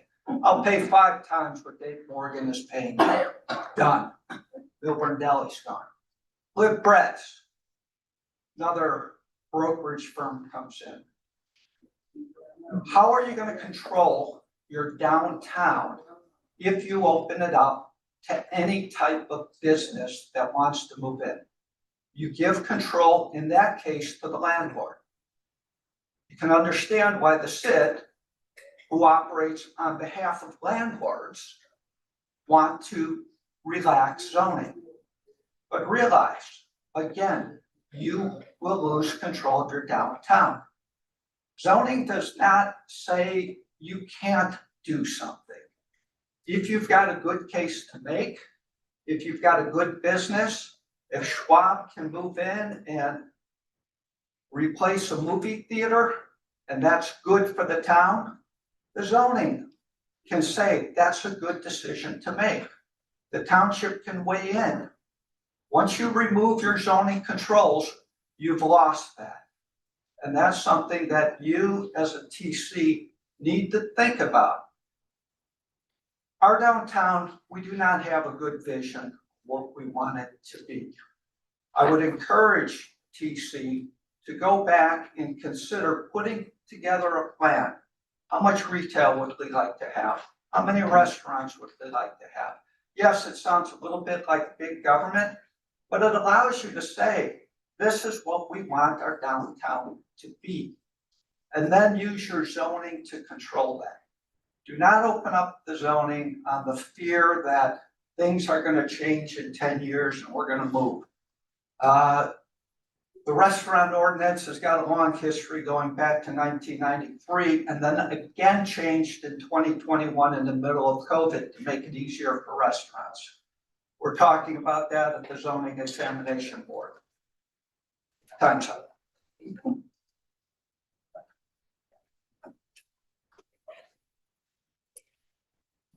Jeffrey Feld, poet section. I got several comments. As to CETA, you said leadership gone rogue. I think that everyone should understand, I was appointed to the CETA board. I'm the one that questioned the exclusion of the Black church. I'm the one that reached out to the minister to get the tile. But there's something you have to look at of a connection. Goes back to CETA, goes back to the CID. Who controls these entities and why are they being used for political purposes? That's something you have to look at. I'm glad that you listened to me about the March 16th, March 17th deadline. But I am concerned that the planning board today amended their agenda for tomorrow, consider less than 48 hours, the 4 ordinances that you adopted today. I think that should be done on March 5th, so you're at least complying with a 48-hour notice. You talk about institutional knowledge. Alex, yes, I think we had to look at the 5-year tax abatement statute. But the key is whether something is an area in need of rehabilitation. Went through this with Warren. The whole city is an area in need of rehabilitation based on the age of the sewer system and the age of the properties. So you might be able that the way you get there. We talk about the loading and zoning. David, remember there's still a developer that has to come back to the township committee to get a loading dock on Chatham Road to have the product? I don't think they ever came back. That was a condition of the planning board. And so I hope we address that issue when we're talking about the loading, that you have a project that doesn't have a loading area that had to come back through the council to get a carve out for the block. That never occurred. As to the CID and Main Street, New Jersey, I was insulted. I've been dealing with Main Street, New Jersey and CIDs since 2007, when people were in high school. Maybe, I don't know how old. I stopped the CID in Orange. I stopped the Main Street designation. When you talk about sponsorships is part of this pillars that you need to maintain your Main Street designation, that you have to show you're getting sponsors for the programs. So when everyone throws out these words, you're saying, well, look how great we're doing. That's part of the requirements to maintain your Main Street designation. I just don't know where to go. I mean, as to the CID, let's use the word arbitrary. That when you made your decision about raising the fines to 500, arbitrary and capricious means something when you're not in a police ordinance and you're doing it and you're going through a state preemption argument. There's no record that you had today or direct benefit. And when you're making like the fines, you better have a record to support these changes that you're making. I don't know where else to go, but I can tell you, the key word today was leadership gone rogue.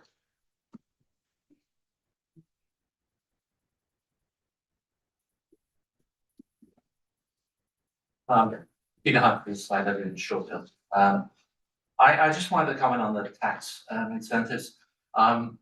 It strikes me that since it's a zero-sum game, to the extent you subsidize the new historic district, then everybody else in the town is gonna pay for it. And I know we've already started the drumbeat in my neighborhood that look at all these tax incentives that are kind of come in from the Township Committee. But before people start saying that, they should be really careful what they're saying, because I don't hear anything tonight that suggests that's gonna happen. I looked at the frequently asked questions presentation by the Historic Preservation Commission, and this also relates to taxes. There is a real opinion in those frequently asked questions that designating my neighborhood as a historic district will increase property values. There are studies cited in Philadelphia, North Carolina, Memphis. I don't know what they've quite got to do with my neighborhood, but and the ranges of increase are from about 15% to 131%. Now, why is this important to all of us? Because if our value goes up, our taxes go up. If our taxes go up, if our values go up 10% because we're a historic district, our tax bill is gonna go up by $5,000 a year. And that should be brought very clearly to the knowledge, to the attention of our neighbors. They should be aware that historic district means increased property taxes if indeed it is true, as the Historic Preservation Commission says, that this will cause values to increase. Now, on the other side of the coin, as you all know, I don't want to have a historic district. On the other side of the coin, we've remained agnostic about what the impact will be on property values. Some people say our values will go down, some people say they will go up a little bit. But before we get to the next assessment, the presumption should not be that historic district means increased values. We should be treated like every other house in the town, and we should see if our values gone up or not. But I am concerned that this commission is already laying down the rules, and it's a presumption that historic district means increased values, and that is wrong. So I just put that for you, and I hope you'll consider that. Thank you very much.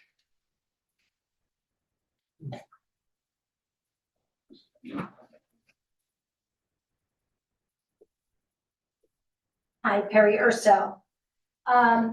Interesting that you afforded the SID director the opportunity to make suggestions to the zoning, but not request a direct benefit analysis. KPIs and the direct benefit analysis are in fact different. I'm disappointed tonight that not one of the members of this governing body publicly recognized the objection letters. Yes, there were 6 objection letters that were sent to this body, and I am CC'd on every one of them. As 6 property owners who sent in their letters, together we represent 11 out of the 36 properties, which make up 30.55% of the Upper Milburn Avenue Business District. And 18 businesses out of the 44 businesses, which represents 40.90% of the Upper Milburn Avenue business districts. All of these properties lie outside the downtown district and the Main Street boundaries. What we have gotten for especially assessments, we've lost our solid waste pickup service, not with the exception of restaurants. The SID has gained tentacles, oversees the DCR board, and now is on the abandoned property. I recently reviewed the charter study. And interesting, I learned that in the interviews that newly elected TC members often takes a while to get acclimated with their positions.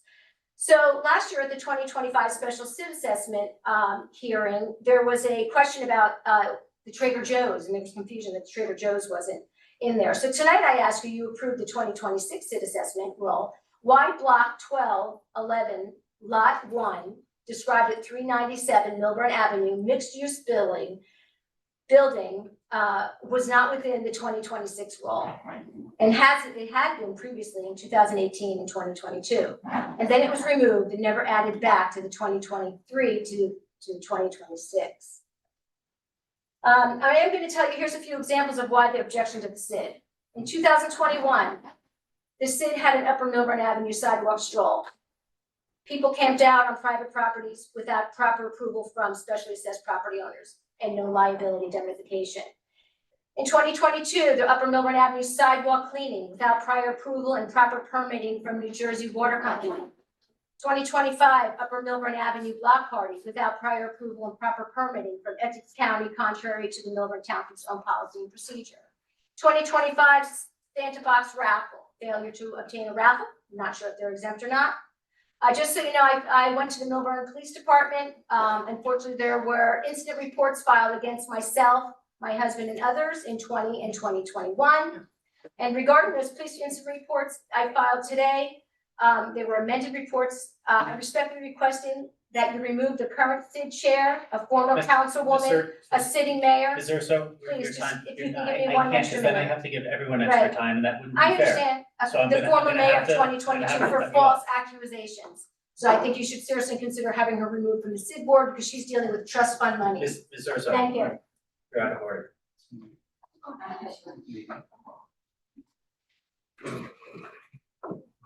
Judy Christian, Township resident. I wanted to thank you for your responses to the topic I brought up earlier.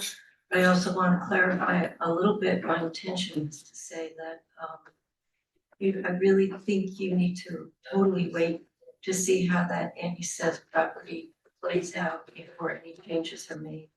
Because in my mind, the intersection of Wyoming Avenue and Milburn Avenue is kind of the entrance to Milburn from that direction. And just to play into that, the ideas for zoning, you want to see a dead zone. You could look at the commons, as Mr. Cohen brought up, where there are medical offices. So that kind of all plays into reconfiguring that end of Milburn. As far as the $500 fee for shoveling, Mr. Stoller knows where I live. The first thing I do is I shovel out the fire hydrant on our corner. My partner and I are in our 70s. If you're going to increase that fee to $500, I really think you need to increase the time allowed to 48 hours. Because we go out and we do multiple shovelings. And I don't know who I would hire to do it. Maybe I'm not affluent. Maybe I should move to the housing across from the mall. This is the last place I'd like to live. I'd like to stay in the community. But please consider increasing the time allowed because there are people who cannot necessarily do it in 24 hours or do it completely. I'm lucky to have a neighbor who helps us now, as I helped neighbors when I was younger. Thank you.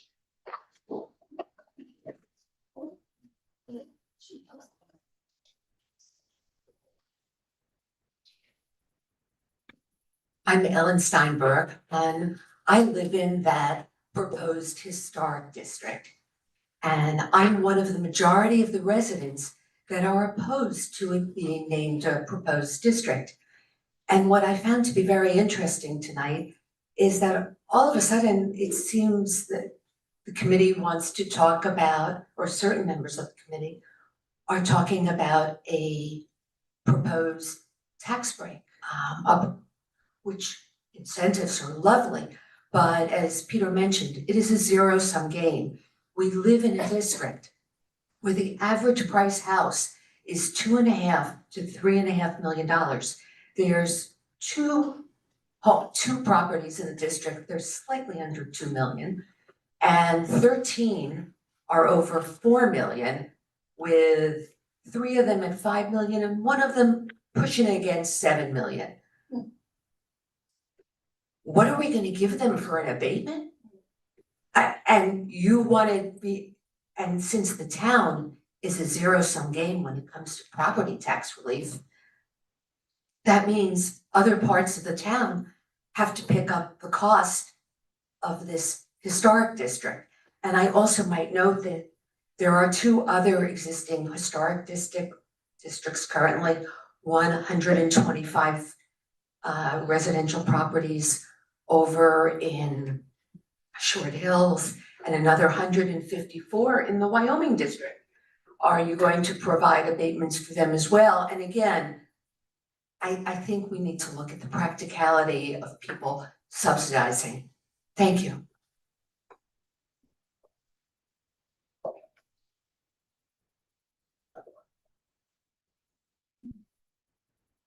Okay, Dr. Pietro, resident of Short Hills.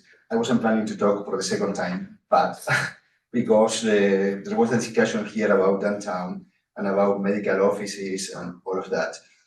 If we want, and this is what this is my passion about urban design. So that's the reason I'm here again talking about this without anything prepared.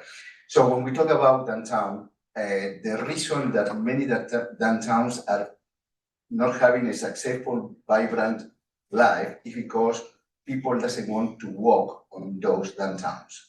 Why people doesn't want to walk, or what we have to do for people to walk? People walk if they see something interesting to see. Who wants to see a medical office? We need to see active storefronts. Medical offices in general, like somebody said, SWAT. I use SWAT, but it doesn't have to be on the street level. It can be on the second floor, or can be behind the building. Who wants to walk in our downtown where we have so many parking lots? Nobody wants to walk along a parking lot, and we have so many parking lots. So we don't have a streetscape that is all about retails. When we talk about Summit, and if you go to Summit, you will see that all the parking lots are behind. On the main street are all retails, and retails are alive. People are there, they keep shopping there. I go to Summit all the time because there are more offers than Millburg downtown here. So I will consider that change of zoning, and also, as here my neighbor said, I totally agree with him. Making this open, we are going to be losing control of what we want, our vision for downtown. So we need to be very careful on changing the zoning. Thank you.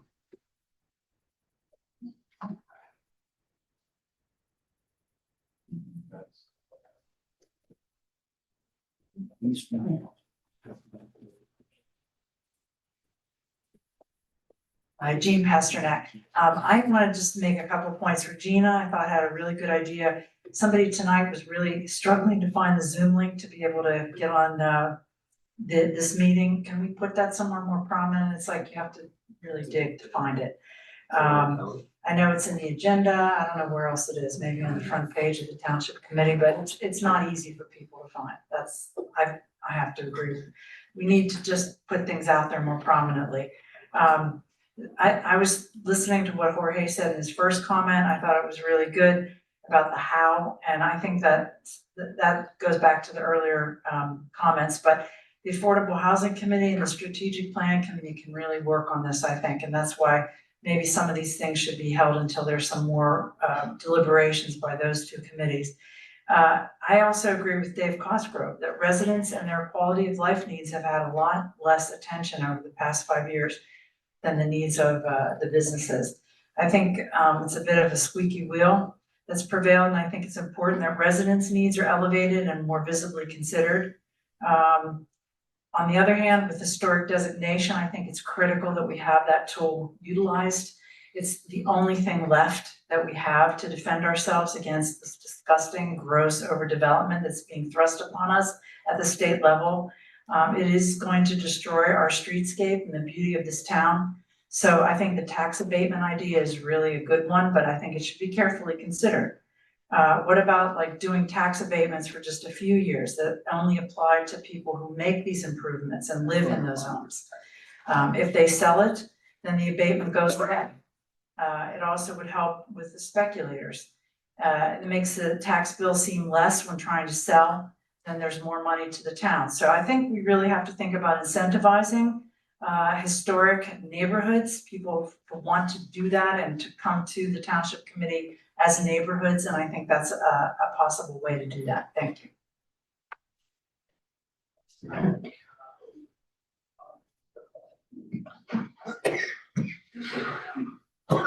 Anyone else from the audience? Do we have anyone online? Okay, in that case, I now close public comment, and I will invite the committee members to respond. Let's start, with you, Committeeman Cerruto. Yeah, Mr. Nestor Pietro, I would agree that there are a lot of parking lots downtown. Unfortunately, that's sort of part of downtown visioning. I mean, it's difficult because what are we gonna do, build another parking deck? And you need the parking. So that's sort of my comment on that, but I would agree, I think, I already said before, I believe Schwab did a good job with the movie theater. I wish it was still a movie theater. I personally think that we need more recreational activities, especially for a younger generation. An arcade, we used to have a sports car, I forget what it was on, where Peters is now, or you have Vinnie's, trading cards, used to be a store like that. Obviously movie theater, whatever.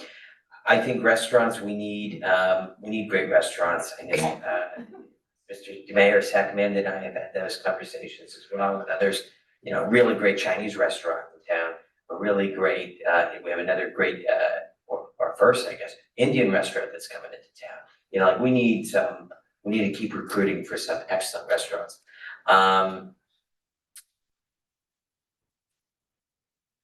Access to the meeting, we're gonna make sure that Zoom link is accessible through the calendar and everything. I think those are easy changes, and I think it's no fault to the administration. We just gotta button those up. And I hear everybody's comments on all these fronts. I think, we just need to take a closer look at some of the historic items. But we want to be conservative in our approach. I think we can all agree that the town has changed and we need to put up some sort of, no pun intended, not put up, but we need to, we need to create some defense mechanisms for our community, because if we don't, we're not gonna have our community anymore, the way we know it. So, enough from me. Deputy Mayor Costco. Thank you, Mayor. A couple of comments, Ms. Morial's comment, I think it's well taken that as you slowly chip away at the zoning ordinances, the town loses control. And there's nothing wrong with the town wanting to keep control. We do have a medical, zone in town. And I'd much prefer to have control over things. So someone could say, you could put this here, but you can't do that aspect.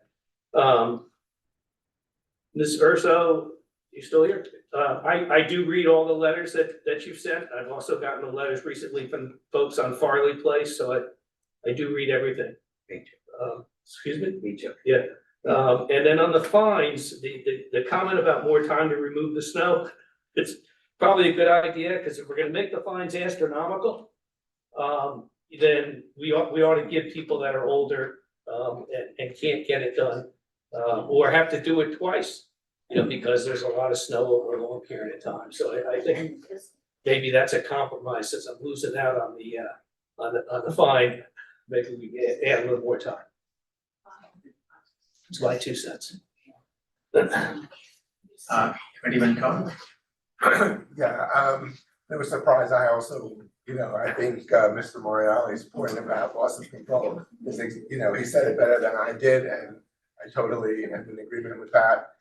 Ms. Christian, I agree we should extend the hours, because even if you hire somebody in a massive snowstorm and they have, somebody's got to be their last customer, and you wouldn't want that to be you, who all of a sudden the clock ticked off and now you're on the hook for the $500. I also think Ms. Pasternak made a solid point that whatever we do for incentives for historic homes, whatever we do, it should go to the owner at the time of the designation, because we've always heard, oh, I didn't know this was gonna happen to me. I would never have bought the house. Well, if you bought the house knowing that it was historic, then you shouldn't benefit from any of these incentives. So it should be, people who own the home at the time of designation, and as Ms. Kosmak said, if they sell it, it's gone. That's my view on that. Alderman Stoller? Sure, the also the incentive of not having people build monstrosities across the street, so that's. You gotta look at the incentives. The parking lots, I know we're working on some things to these parking lots. For all too long, Trenton wants everybody to be a transit village, and build as much property as they can. And we completely support affordable housing done in a sensible manner. Mr. Humphreys made some very good points. And I think there's a fine line between giving away your zoning control and being business friendly. And, the point that we're trying to make is how do you become business friendly, not give up your complete control. I think that's what Frank was going for, not just giving up complete zoning control as you guys are making it out to be.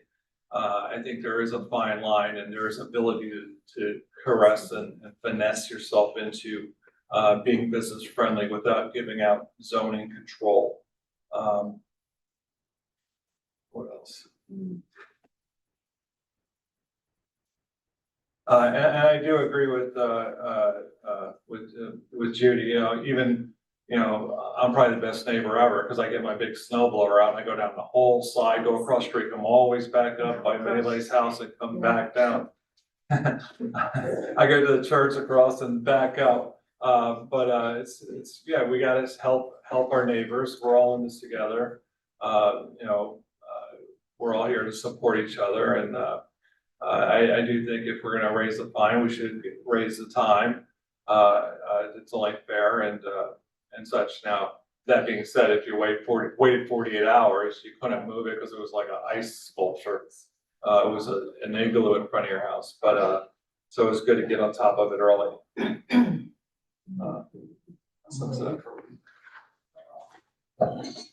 Alright, so, there's been a lot of discussion about zoning, potential zoning changes.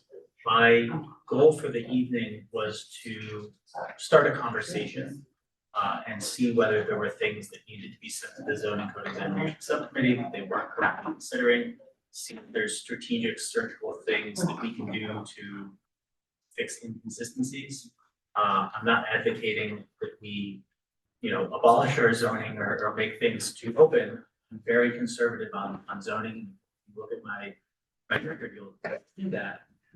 But I think that in terms of the downtown, the idea of allowing these like enrichment type businesses or these learning type businesses, I think that's something that could be appealing and, we might want to look at that. But again, I think there's specific things that can be looked at, and I think we can make improvements without throwing, the baby out with the bathwater and, without totally getting rid of all of our zoning. So I think we need to take a nuanced approach as we look at this.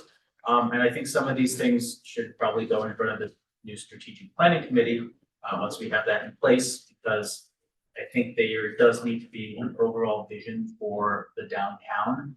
And based on that vision, there may be additional zoning changes that need to be implemented.